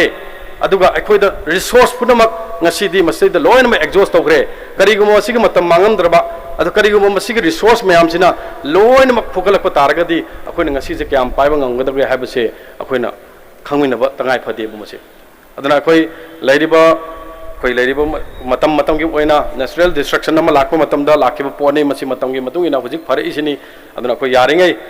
मसी जो अखोइ सोशल डिस्टेंसिंग लैरिबा पोस्टमंग से अखोइ सुमंगाय अमा सुमंगाय चप मानै पोना मक्सिंग से कावबा खोटपा हाइबा लैनै अदु खितंग मियोय बजि नुवारकपा मतमदा खितंग कोमथोगा लैबिसिना मरम वरकाना अखोइदा मांगथरक पुसु या अदना अतोपा स्टेट लाइक केरला महाराष्ट्र कुमदा मसिगी पोचे अदुगी मते इंक्रीज तवरे अदना मणिपुर दसु मसि तमंग अमदमिना समवेयर सम टाइम अखोइ मसि मेंटेन तवरगा सटपा हाइबसि तंगाय फदना लै हाइबसि मुजो आई म्याम अमदा आई थमजगे अदुगा लोलना आई मखा तारकपदे अखोइ ngasiga आरसीसीआन दिंग पीरिबा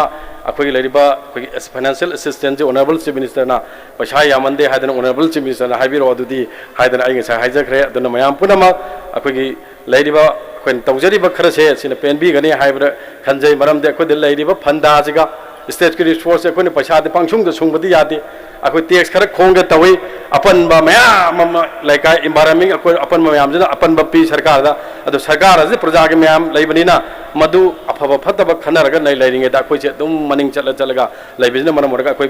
फन मोबिलाइजेशन दा सोंदबनिना अखोइ डेवलपमेंट दसु अखोइ याम कन्ना मांगिंग थाना तौब ngamde habse प्रजा मयाम खंगनर वाफमने अदु मसे अखोइ कन्ना होनरगा मतम खुदिमक्ता अखोइना मयाम खुदिमक्ता अपील तौजरिबा रिक्वेस्ट तौजरिबा पुनमक्से मयामना अखोइ थागत पिरगा अखोइ सरकार से मग मयाम के दमक थबक तौजबने अखोइदी अद मयाम की दमक सरकार ओइगने हादंग सिदी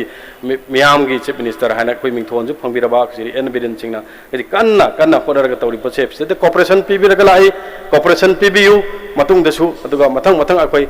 मियाम की चाखनबा अमदी स्टेट से यामना पीसफुल ओइबा ओइरिबसतगी हेने हेने पीसफुल ओइनबा अमदी डेवलप ओइबा मियामना तमननिंगाय ओइबा स्टेट अम ओहेनबदा प्रजा मियाम की कोऑपरेशन यावदना ओथोप यारोय हाबा कोऑपरेशन जे निजरकाना मियामदगी आई कायनबगी अखोइ विदाय लौजगे तंजा सिदा थैंक यू वेरी मच जय हिंद थागचरी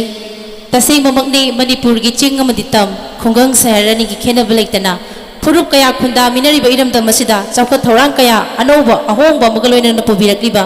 भारत की लेंगाकनसु चैंपियन ऑफ द चेंज हाइदना ऑनर तौबिख्रबा अखोगी मणिपुर की मियाम की लोचिंग मनी मियाम की सीएम नी ngasi अखोगी थौरमदा चीफ गेस्ट की फमफम लांगद लेंशन बिरिबा honourable sir CM Shri Nongthombam Biren Singh इकाई खुमनजरिबा सारना चीफ गेस्ट की वारोल थंबिनबगिदमक्ता इकोक नोंजबगलोइना कौशनजरी लेंशन बिरक्सी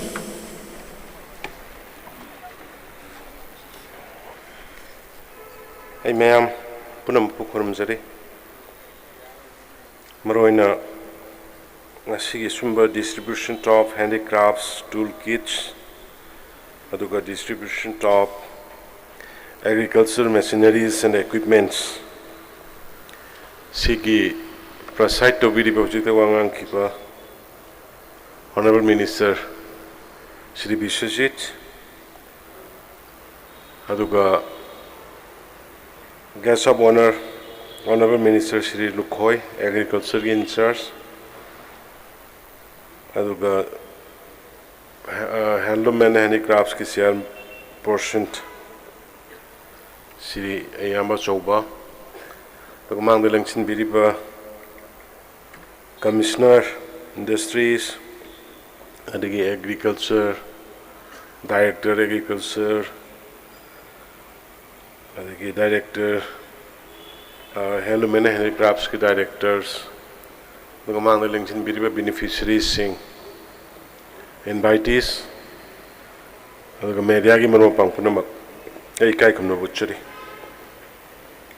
है ना विशेषिता हंग बनी द सुम्पम पमना, सेक तो द लिसिंग तरा इबा, toolkits लेबा किने, विशेषी पैसाजी को कितना हैंकर याद बरा है ना, तामोरन लॉक तो पिरो है आईदी कैनोनी पैसा से चंग पैसा गाता नहीं है तो बोई कोई ना प्रायोरिटी पी के दबा दी इंडस्ट्री में सबकना बहाना बदा और आईगी इंडिविजुअल आईगी तौजबा इंटरप्रेन्योरशिप में डेवलप तौना बहाना बदा टूल्स दरकार ले tools to Torokanda, raw material the Canada, raw material to tools to Toroka Semaga पुथोरा कांदा वैल्यू एडेड तौर कांदा देन मार्केटिंग अमुक तौर कांदा मदुगी इनकम दुने रोटेशन ने अब टूल्स लेके द बदु द प्रायोरिटी पी बदरकार ले ना अदुनिदा इबानी सुम खन्ना बने दा एनुए मथंग सहिदी की लिसिंग तरा दो या मंदे मथंग की देखी लिसिंग कुन कुन होनबा इबानी ऑनरेबल मिनिस्टर इबानी तानर का होनर गे दना दुमा सिलिजा सिंह मयाम दई थमगे अदुगा एग्रीकल्चर की सेम हुजिके दुने मेचिन सिदन यारोय मेचिन सि लबुक तो खोइदोइनी लबुक लेसलक्त्रे अदुने लबुक कन्ननबगी खोइना लो सेमिबा लबुक कन्ननबगी ड्राइव तौरइबा एग्रीकल्चर पेडी लैंड देन अमुक लबुक कल्लकान जसु लबुक लेरकान इसिंग लेतदि यादे अदुने खोइना माइनर इरिगेशन की खुथांगदा कदा की खुथांगदा वाटर रिसोर्स की खुथांगदा खोइना drilling waters digging waters ground waters follow khotnaga tawnana base exam sanan batawris then amu product puthoka na karai set kadori adune ne koina horticulture gi agriculture gi dorkanda food packaging gi jinjak mayam si akhoi gi process dorkanda value added dorkanda marketing tawnana bagi outlay mayam delhi da pune da marketing gi hangai ba Mandi Shemaiba, adagi ease of business Tauraiba, single window clearance pin in Tauraiba, Haying Tarik Tarataruk Tagi, Tarik Kunitoi Haba, Chatagadoriba exhibition, Manipur in the last 4 or 5 years, or Mamang Dagi, Kari Kari Putore, Koyo, own products, Karino. Hariba Kona Putoya portion seek. International market or national market competition yarabra yadabra madugi mayam dune koina heng to stall saniga kun thagi mathak hang badori aduga atai amta yauroi aikoi gi local product atani puthokodors local products singa sai puthoi very interesting aikoina angang wei ba matam ningsang e sagi sini chapu asise adagi akoi gi kaino manba sa ba sarga Chiktin Sarak Pogay, Chiktin reminder hole. Thank you. Sigi entrepreneurs, the very well appreciate the way. Sigi Aini Yalation Hanaina, Honorable Prime Minister Unabasapakana, Sidi Malmale, Machusi Toke, and a correct distinguished Amapui. The Honorable Prime Minister Dina Madu Lokto and a Hoke, Sumana Yange and honor Toke Tobakanda, Honorable Prime Minister. Birenji ये तो बहुत popular हो गया है ना मान हाइरी हम popular हो रहे हैं अदा इना सर पॉपुलर तो आपने कराया है ना इन्हें खुमे बनंग वो हैं बने मतलब माना मधु ये लगा राल किला दा ngang की बा हाई की बा मधु से नगी बदुगी पूरा पॉपुलर हो गया है तो यूपी दा मधु सागन रखना मोई ने न क्लेम तो तो रही मिल अदुबो थाई बया पोंते हिस्ट्री या सेम वाइस मणिपुर की ने न तुम लाई बम सुठोए लाई सु लाई गनी अना समय तो गुना कोई की स्टेट सिगी लेरिबा प्रोडक्ट मैम से होजी इंटरनेशनली आइना कइनो को पुई खोगी ब्लैक राइस साहाउ की फजन लोइरबा मोमा की प्योर ऑर्गेनिक में सेम पैकेटिंग रुपी अदुगा हल्दी याइंगंग पुई सिंग पुई फजन पैकेट तौरगा करीनो न हंगे एना सी सर लोकल प्रोडक्ट ने सर ना हाइबा ऑनरेबल प्राइम मिनिस्टर ना हाइबा मेक लोकल भोकल ग्लोबल लोकल की प्रोडक्शन जो फजना भोकली फजना चावना भोकल हाइदी खोन ठोंगना शक्ति लेना सेमल मतुंग द ग्लोबली यानना बगी पोट स्टैंडर्ड पोट तंगना बगी पोट अदुगी पोट तुने कोई दी हाउरे सीसी अखोई द पुथोपंग आतने तो काना मयाम हरावी कोई याइंगंग गदु उब कांदा याइंगंग गदु उब कांदा पैकेटिंग गदु फजरे बदम क्वालिटी फजन मेंटेन तौरे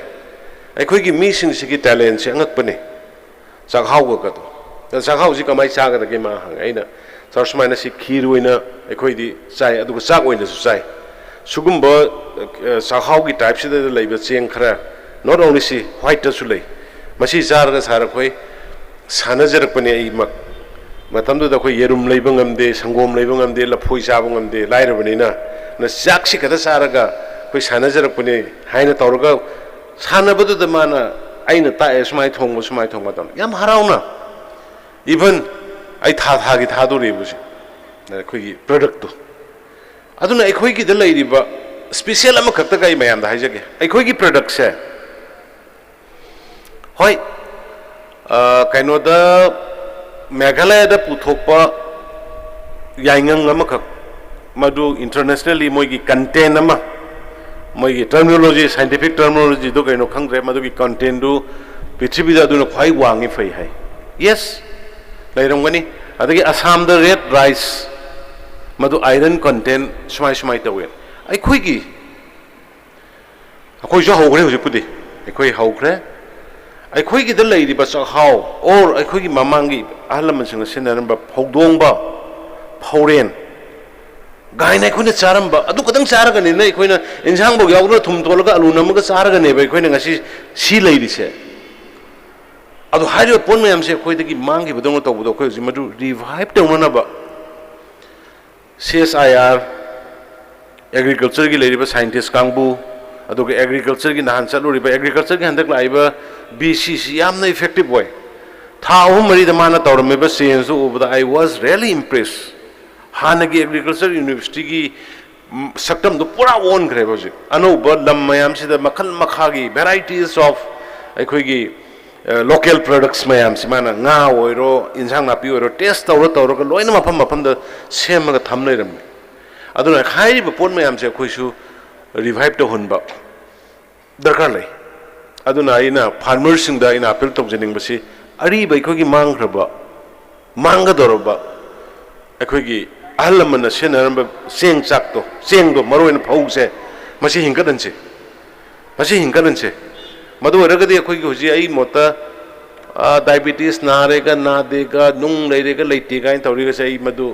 सिंचा कोनरकपदगी सुमालेबा आई एम नॉट एक्सपर्ट आई साइंस नते डॉक्टर साइंटिस्ट नते डॉक्टर नते बदु आई माइंड इन फील्ड आई वाखल द फील्ड तौजबदो थमजबनिको अदुना अदुमाइना अखोई खरा तौसी अनु हुजिक तारिख 13 तगिना कुनिथोय भाव तौगदोरसी आई बेसोजित ने लुखोय मै ऑनरेबल मिनिस्टर मयाम दसु मोय खोय मखोयना पाइरिबा डिपार्टमेंट सिंगना नहान सही मरी दगी तौरप पोट मयाम दो लोइना मैसा सो उठकदबनी हैंडलूम की ओरो हैंडीक्राफ्ट्स की ओरो ब्लब साबा अखोइदा लैरे LED ब्लब साबा लैरे ट्रांसफार्मर साबा लैरे वी आर एडवांसिंग कोई मांगना चलिबनी हाइसि कोरोना लैना डिस्टर्बेंस लैना अदुबु याम फबा मन अखोइ प्रजा सिंह बन ब्लॉकेट जनरल स्ट्राइक अयाम लोइना हनग्रे ngasisu छात्र सिंह खर मोय पेंदबगी तवे अदुबु लोइना चोरचानपुर दगी तमेंगलोंग दगी फरजोल दगी उखरुल दगी लोइ लाग लैरिसिने अदुना मीन्स इफेक्टिव ओइद्रे हाइरिबा बननुंगसि प्रजाना पामदे सगुते हाइबनी अदुना anyway that is a political part मदु डायलॉग तोरगा वरी सानरगा खोसहोनरी सानजु सानकी अदुना आई सही मरी सुरक्पगी अखोइना हयेंग हंगसित सिदा तौगदोरिबा सिदैदा कयाम यामना प्रोजेक्ट अखोइना संगाब ngamge हाइबदो अखोइ मयामदो उटकदोइन लाइक ngasi फावबदा कयाम संगाग्रे सही मरी सिदा कोरोना की सही मा लेप यादना तौबा यादना लैर मतुंगदा थबक सुबा यादना लैर मतुंगदा देन कयाम यामना प्रोजेक्ट कयाम अखोइ पैकेट कदोरिगे हाइबसि तारिख 35 दा कोई वर्चुअली डिस्ट्रिक्ट खुदिंग दा तौबने कोई हौग्रे नान तारिख 10 दगी ड्राइव अवेयरनेस सही मरी सुरुपगी सेलिब्रेशन का मरी लेना मफम दा हेल्थ कैंप तौबा क्लीनिंग अमोरकाई सेंगोकपा अदगी अहलमन सिंह उन्नबा वारी साबा ड्रग की मायोक्ता कैंपेन पाक सन्ना कोई स्टेट पुनमक्ता मोमेंटम अमा हौग्रबनी अन्न तारिख 35 से अखोई सही मरी सुजरपनी अदुना मसिदैदा मसिगा मरी लेननानि ngasi एग्रीकल्चर की मशीनरी मयाम येलिबा अदगी चलिसा सिंह नाउ सिंह मयाम कोई खुंगंगी लेकाईगी स्टेट से पोथोकना बहोनबदा कनबा चौबा दायित्व लौबिरिबदा खरदा वर्षु मियोय लिसिंग अमगा चांगादने अखोइना ngasi हैंडलूम एंड हैंडीक्राफ्ट्स की टूल्स मशीनरी लेनेनबा यंजरिबा aduna hairiba punamak se mayam gi cooperation support gi ekhoi government sina ngamjabani aduna state che lising ahum yen gadabani hai hojiki kit che lising ahum yen gadabada hojik lising ama changa ahan ba phase gi ani shuba phase gi da lising ama changa ama tawgadaba aduna ekhoi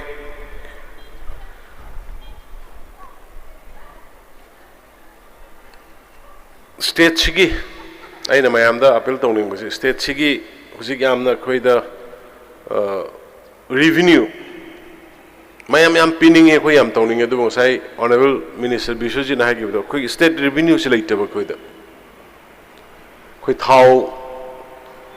thau lei adu puthok se hai ba da thinga lei thing bai je na phu budi khanara ga khonara ga tawba ya do isu madudai da irang thoning de gas lei puthok se ya de adagi tax yung gi tax fajana thina de khoi lam gi tax thina de 90% leiriba singi area gi lam tax house tax krana tana lam gi tax phang de kariguma makal lam gi cement factory tawsi thengi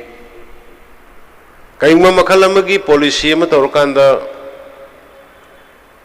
tawsi thengi somdana awat padudi lawi adum khoi gi piu khoi gi watli khoi gi adu taw si gi balance ama khoi khoi da ngarang se yam kamninge kenogi khoi gi loktak ki wildlife ki meeting ama taw wildlife ki meeting taw hoji sangai se loidore phum padare sangai na sanaramba mafam ising thumjalaga leire sangai se jaga ama da pangna sumaina leire madu se jaga ama khakta leire madu leiriba jaga se khitang tongba moina leiba phum mathaba jaga hoidoine yam thura mutki gane maramdi ekhoi yam phattaba sangai na saga da mafam du manung changa kanda loklei pulei leiriba kambong loina manga khreuji khopsan ba lam khopsan ba fishery farm toksan ba adagi madu da hori ba sanga na chana ba koina changa ga hekto ni sigi pon mayam singarang mayam do neina ba kanda aingon yam sok to ba phaw sanga yai ba sa si tang raba prithvi da asi kaktani hoi Myanmar da phangi variety ama aduga Vietnam da haiba adu manade khoi gi sangai siga adu sangai macha 9% khatang ai nupi di amom di masing yame aduga macha se 9% means pokpok hingmangam dre haibine adugi moigi data du urubu kanda I was really shocked adu nei khoi ngarang dagi ekhoi committee ama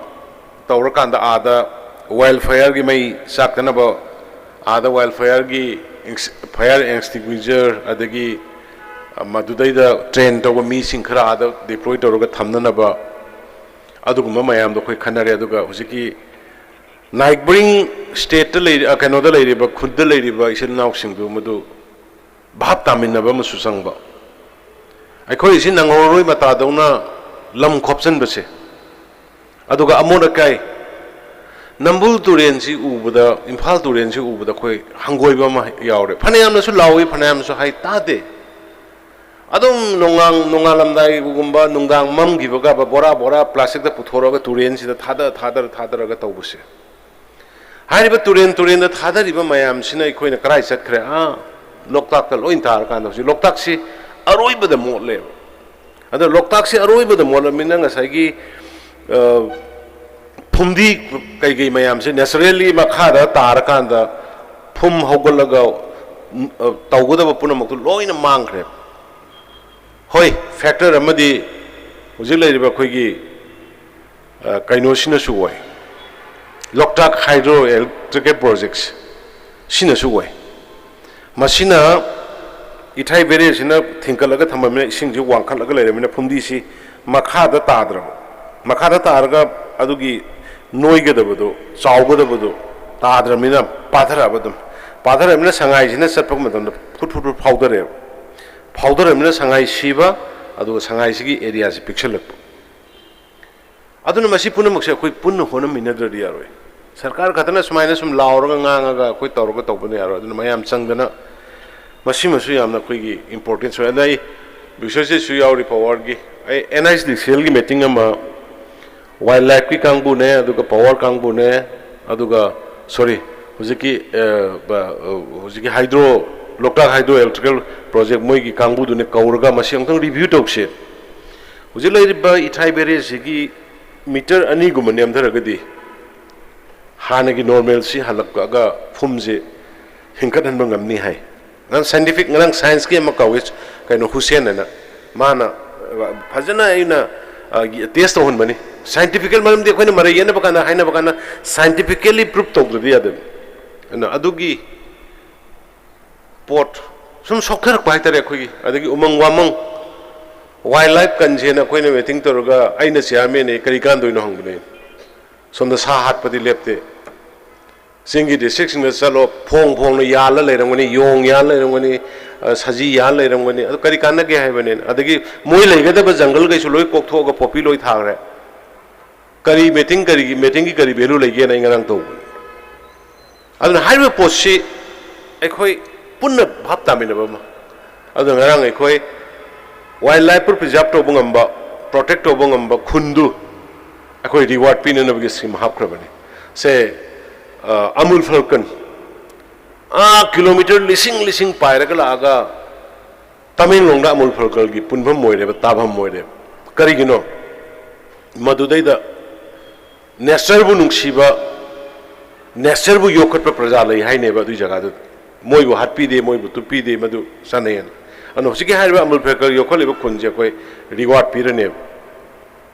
सुमाइना जंगल योखलिबा से फयेंग से इनंग नंग फयेंग सिदा अरोइबिदा अखोइगी जंगल से योखलगा water body गसे फजना सेमग लई ngरang honourable forest minister ला मिसर इनंग नंग फयेंग GeM का लापीदे फयेंग GeM का जंगल जी young बिरु लावन आइना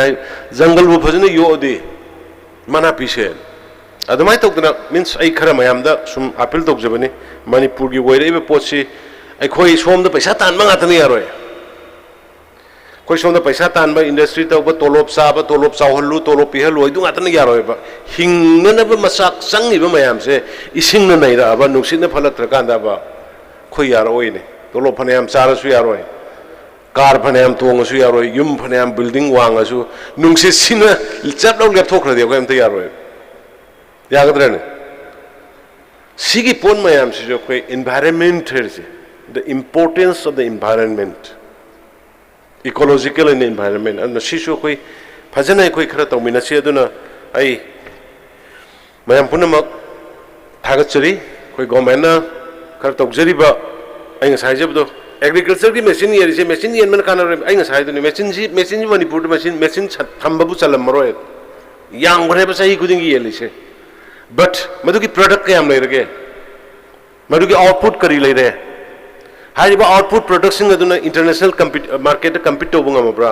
और अखोई की सेल्फ सफिशिएंट ओइ रब्रा स्टेट सिगी मयाम से कोई कैलकुलेट तो बुम संगे अदुनी अखोई न ngasi अखोई अनोबो गवर्नमेंट न होरेस अदुई दी अखोई मशीन येन ग्रे मशीन दुगी पोत थाबम लबुक तो काई ले लबुक तो इसिंग ले रब्रा लेतब्रा अदुदी इसिंग ले रे लबुक तो ले रे अदुगी मरु Marang पीरब्रा पीदब्रा Shit. Matam musana pa maru murang pira bra. Ye maru murang pira. Adu maru murang pira madu ki product put ho raha hai. Adu di marketing nahi bra. Hai but chain sigi system se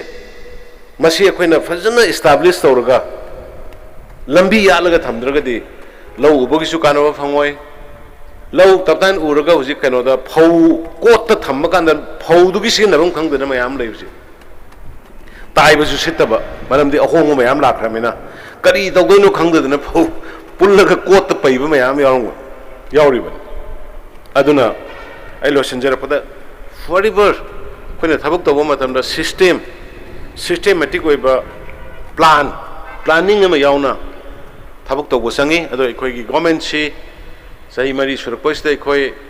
अयाबन नहा गातने अनौब गातने honourable minister Singh हाइरो even इसामक हाइरो अखोई हईते हईते अखोइना होनाजबसी हुजिक फाउबदी मयाम की blessing दगी ईश्वर की blessing दगी अखोई खरा गईदी मांग चली अखोई लवे अदुना मतम पुंबदा अखोई जॉइंटली प्रजा नुंगाइबा अखोई नुंगाइबनी अई ngana हाइदो ड्रग चाब गाउरी फेरी तब मतिन रो रो तादना मसिदे इमुंग खुदिंग दा दु लेरका दा कोइन पॉलिटिक्स तब करी कानगे पॉलिटिक्स तब बायना तौर प्रजा नुंगायन जे हाइबने मफी नाना नाना लागा फज फजना अफा फब गाड़ी तोंगा अफा फब सिंचाक चारगा प्रजा न लेबदुने कोइना हराउ नुंगाइ जबसे अदुना होई कोविड की वारब मतमदुदा स्ट्रीट वेंडर्स लिसिंग मंगा की मतक कोई रुपा लिसिंग तरा तरा दवसु मंगा मंगा दवसु कोई मटेंग पांगा खितंग चरा आम तवसु मटेंग पांगी बनी similarly ngasi gi sisu mayam covid की करीगी थेंगनरी वाब मरक्तुदा रुपा लिसिंग तरा तरा दवसु मंगा मंगा दवसु मटेंग पांगा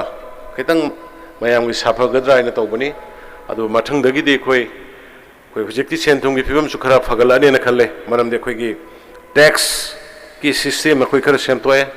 ngarang mak aina akoina website ama launch tobani planning department ki imphal manung amadi greater imphal manung da leiba mi sing si kana kana tax lobo yage yadage sidam hojiki website tu da chang loi khange aduna tax ka si load pa yaroi da ba aduna nam su khara log da yadre thiba yaba mi dei log din ko laira ba dei log ro khoi thiba yaba mi sing da gi ana wafam khara thamjarga sahi mari gi mapung pha lakpagi thagat pa nungaiba manipur gi miyam punamaktai पिजरी थागचरी media की मफंग यावना मयाम की मटिंग लगी ngambani aduna walori ba sahi amasi akhoi gi angam bi thakta akhoi gi scheme jatra hungani heyeng adum yawni 150 200 ki maya scheme jatra hungani adagi sangha bada inaugurate tobadana nearly 200 to 250 ragi matak da koi sangha na koi loina list lore loina with photographs video da loi ka apne koi संगा pot खुद video लोई कापनी district headquarters loan ओनगनी बाजार ओनगनी everything लोई ओनगनी transparently जत्रा होनगदब कांगबुसु अखोई सिनी है तारीख 13 13 संगारनी जत्रा होलनी तारीख 13 honourable minister Singh MLA Singh मागी एरिया मागी डिस्ट्रिक्ट चलकान हैंडिंग ओवर की प्रोग्राम प्रजा सिंह कोनना प्रजा सिंह मफम खुशिनब अखोई चटकनी पुनमुक से प्रजा मैम की मतेंग दगी ngамजबनी मखा ताना अखोई मैम की थबक तौब ngамनब मैम दगी ब्लेसिंग निजरी थैंक यू जय हिंद Honorable Sir CMबु थागचरी ममल यामलब वाफम कया थंबिरब गलोइनना लेंगा की चखत तौरा कयाबु मैम थंबिरबा मखा तारकपा थौरम की लोइसलकपदा थागत वाहै पिबिनबगिदमक इकाई खुमनजरीब sir Shri M Joy IS Commissioner Agriculture Government of Manipur Kaushinjari Lengshin Biraksi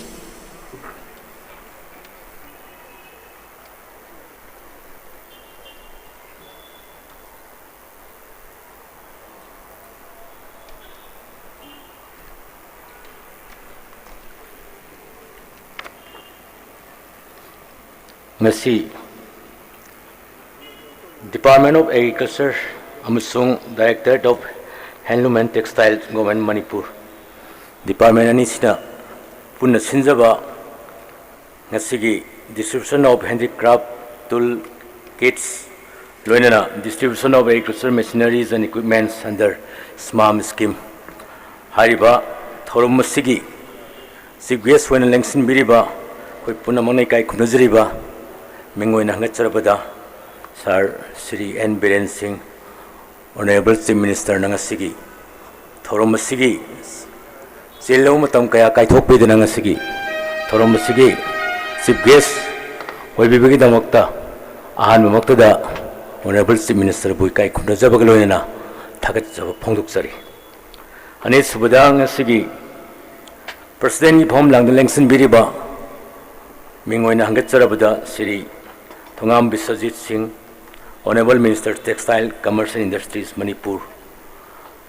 Sir Sibusu Nasigi Thorom Masigi Damukta ꯌꯥꯝꯅ ꯆꯤꯜꯂꯕ ꯃꯇꯝ ꯀꯥꯏꯊꯣꯛꯄꯤꯗꯅ ꯑꯗꯨꯒ ꯃꯇꯝ ꯆꯥꯅ ꯂꯦꯡꯕꯤꯔꯛꯇꯅ ꯉꯁꯤꯒꯤ ꯊꯧꯔꯝ ꯑꯁꯤ ꯃꯄꯨꯡ ꯐꯥꯍꯟꯕꯤꯕꯒꯤꯗꯃꯛꯇ ꯁꯥꯔꯕꯨꯁꯨ ꯏꯀꯥꯏ ꯈꯨꯝꯅꯖꯕ ꯑꯃꯨꯛꯀ ꯍꯟꯅ उच्चरी अहम सुबदा Shri Olukhoi Singh honourable minister agriculture खोगी एग्रीकल्चर पाइबिरिबा मिनिस्टर सिनांग असिगी थौरम असिगी गेस्ट ऑफ ऑनर ओइबिदना मतम चाना लेंबिरक्तना असिगी थौरम असि मपुंग फाहनबिबा अमदि लौमी सिनाउ खुदिंगमकपु पुनिंग थौगतबिबा असिगी दमक्ता सारबुसु थागतसब फोंदोकचरी मरि सुबदा Shri S Achoub Singh chairman Manipur handloom and handicraft development corporation limited सार असिना असिगी हैंडलूम हैंडीक्राफ्ट की तोंगान तोंगान आर्टिसान सिंबु पुनिंग थौगतपिदना अदुगा थौरम असिगी दमक्ता चिरो मतम कया कायथोकपिदना ngasi lengsinbibagi guest of honour की फॉर्म लांगला lengsinbibagi दमक्तासु सारबसु थागतसबु फोंदोकतरी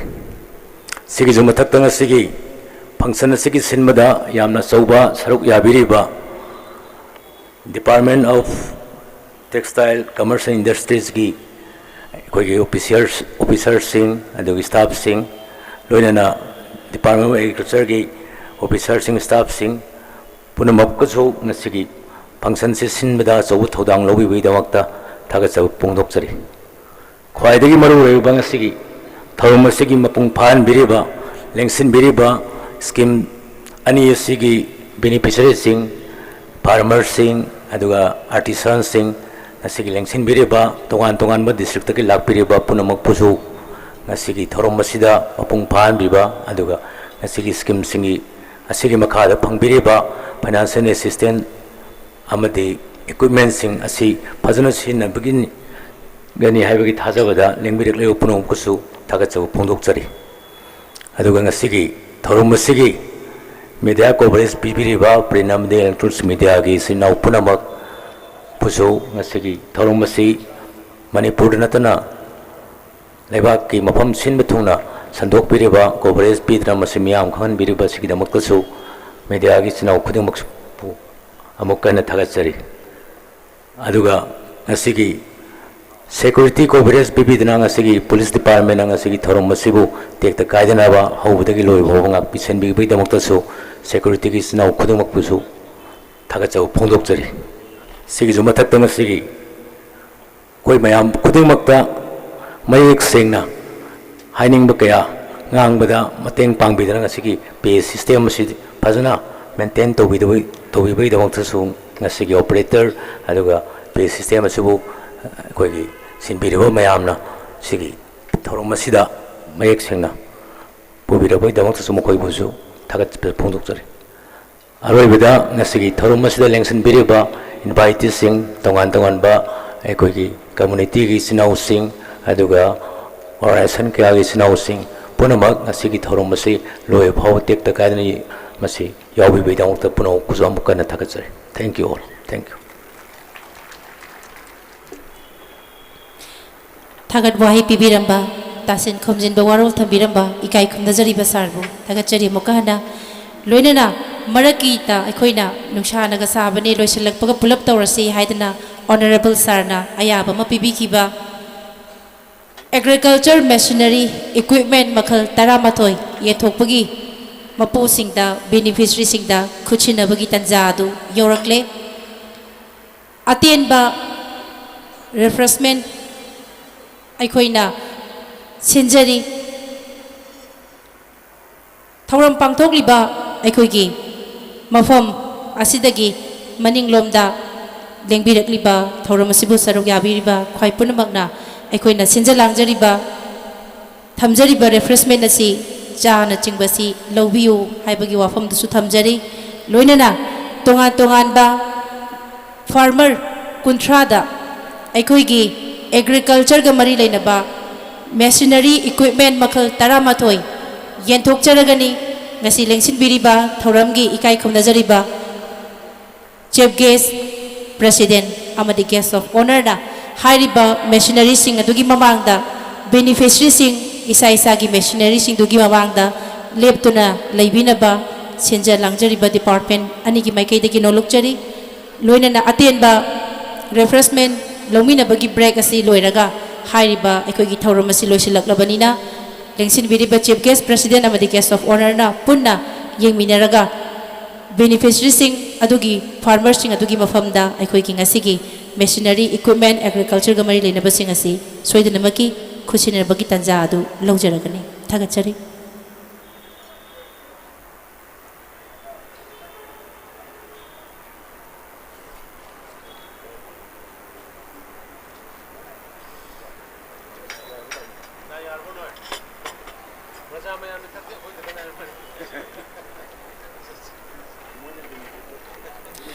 Mayam su refreshment lobinaba amuka hanan dolokjari.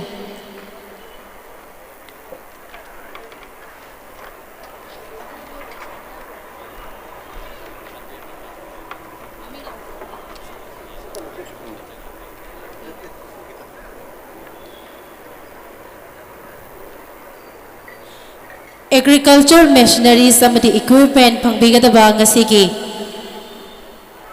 tongan ba district taruk beneficiary farmer kuntra aihoi khutta list leijare ming pathok chaduna ming lauthok chaduna amuktang aigi phangadoriba machinery sing adugi mapada lepinaba announce tawjage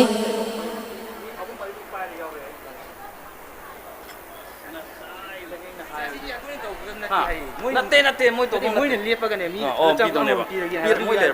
le moi le bro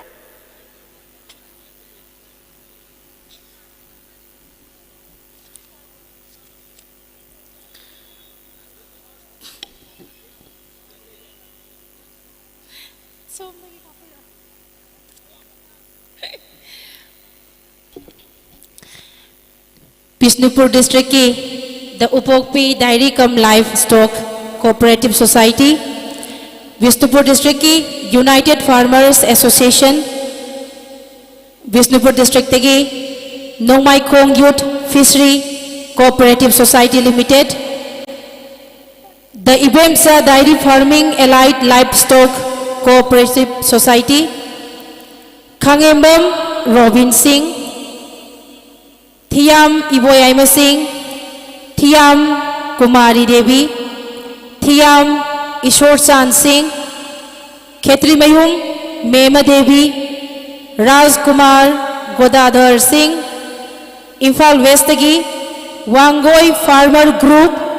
Sustainable Center for Development and Culture, Ima Nongthang Leima Panthoibi Farmers Society, Ihul Foundation, Puthiba Farmers Club, Chakhau Poireton Organic Producers Company Limited, Yensembam Bisorjit Maitei, Kangla Sifai Mayai Lekai Lomi Loop, Bamon Kampu Farmers Development Group, Imphal Eastagi, Farmers Development Group, Tagyel Farmers Development Group, S. Maniton Singh, H. Sanju Singh, Jiriwamdagi,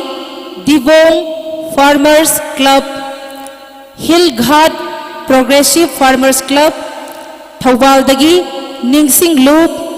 Hianglam Progressive Farmers Club, Y. Binod Singh, H. Rajen Singh, A. Anita Devi, H. Satyarani Devi, Senapati District Tagi Rural Development Association, Voice of the Indigenous Common Entity, Tamenglong District Tagi, Tamenglong Handloom and Pisciculture Society Limited, Thoidambau Daimai, Loinana, Tamenglong District Tagi Amuksu, Rianglonglun Weavers, Ukhul District Tagi, Pilar Zimik, Hairiba, Singsi, Isa Isagi, Pangadaba, Machinery Singinak, the Labinaba Nolokchari,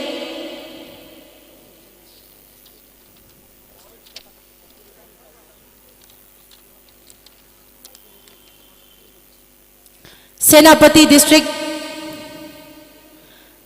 Saikolam Hangsing, Churchanpur District Tagi,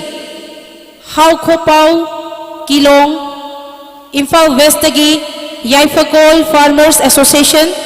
Vishnupur dagi People Foundation Manipur, Thoubal District dagi Progressive Farmers, Imphal East dagi Maibakul Makha Lekai Farmers Development Association, Thoubal District dagi Farmers Development Club, Amukasu Thoubal dagi KHS Rameshwar Singh, Ukhul dagi K Rose, Ukhul dagi Ethel Kaping, Imphal West dagi Takhelamam Ongbi Kiran Maladevi, Tamenglong dagi TR Equila, Vishnupur dagi Khangembom Yaifava Singh,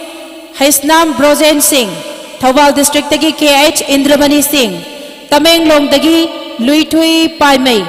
Vishnupur dagi Kaisam Somarendra Singh, Vishnupur dagi Kaisam Khemchandra Singh, Imphal East dagi L Raseswari Devi, Senapati dagi Dehi Jona, Tamenglong dagi Kenny Pame, Churchandpur dagi Thangting Pao Khongsai. Senapati dagi Nekholen Hang Singh, Vishnupur dagi Rajkumar Zito Singh, Tamenglong dagi Katadir Rai Pamai, Vishnupur dagi Mairembam Rajiv Singh, Imphal West dagi Maisnam Sasikanta Singh, Churchandpur District dagi L Sayyidlal Kauki, Churchandpur District dagi Ashraf Taki Ite, Churchandpur District dagi D Jakpalen Party, Asukta Toratawanga Ngasigi agriculture ga mari leinaba tonganba equipment taraga mathoi sing asi ikai khumnajariba ngasi ekhoi thoramda Chief Guest President Guest of Honor and Election Bikiba Honorable Sir Singna Khushinabiri Thagachari.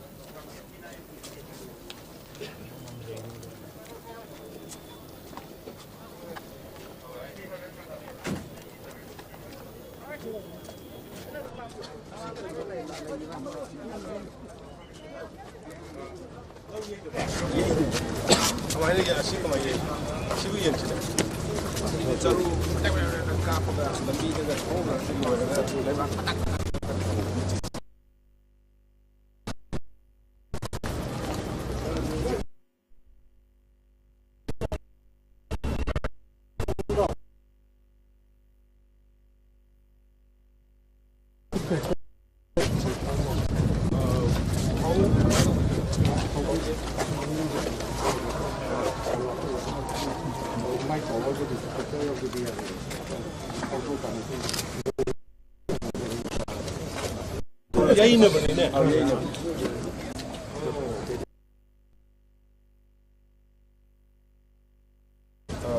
दूसरा कार्य है पानी के कोई खाने करने का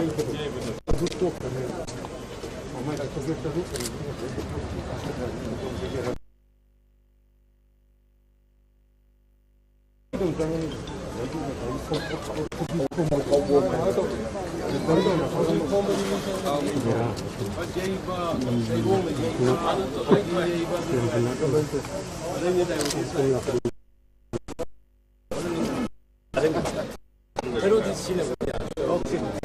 Okay, all the best. Good. Very good.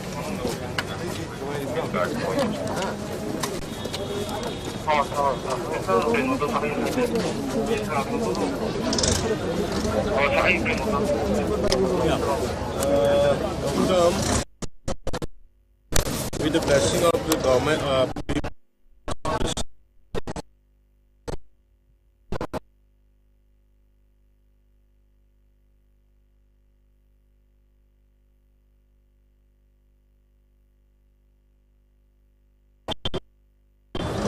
because of the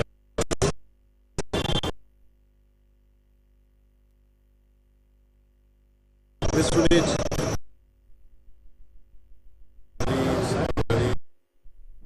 the people of the state for cooperating and extending their support. So, the state has become one of the most performing states in India.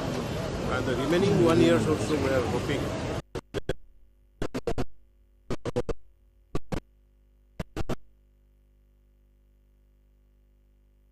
it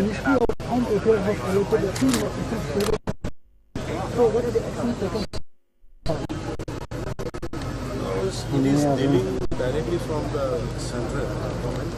And let us see. Separately has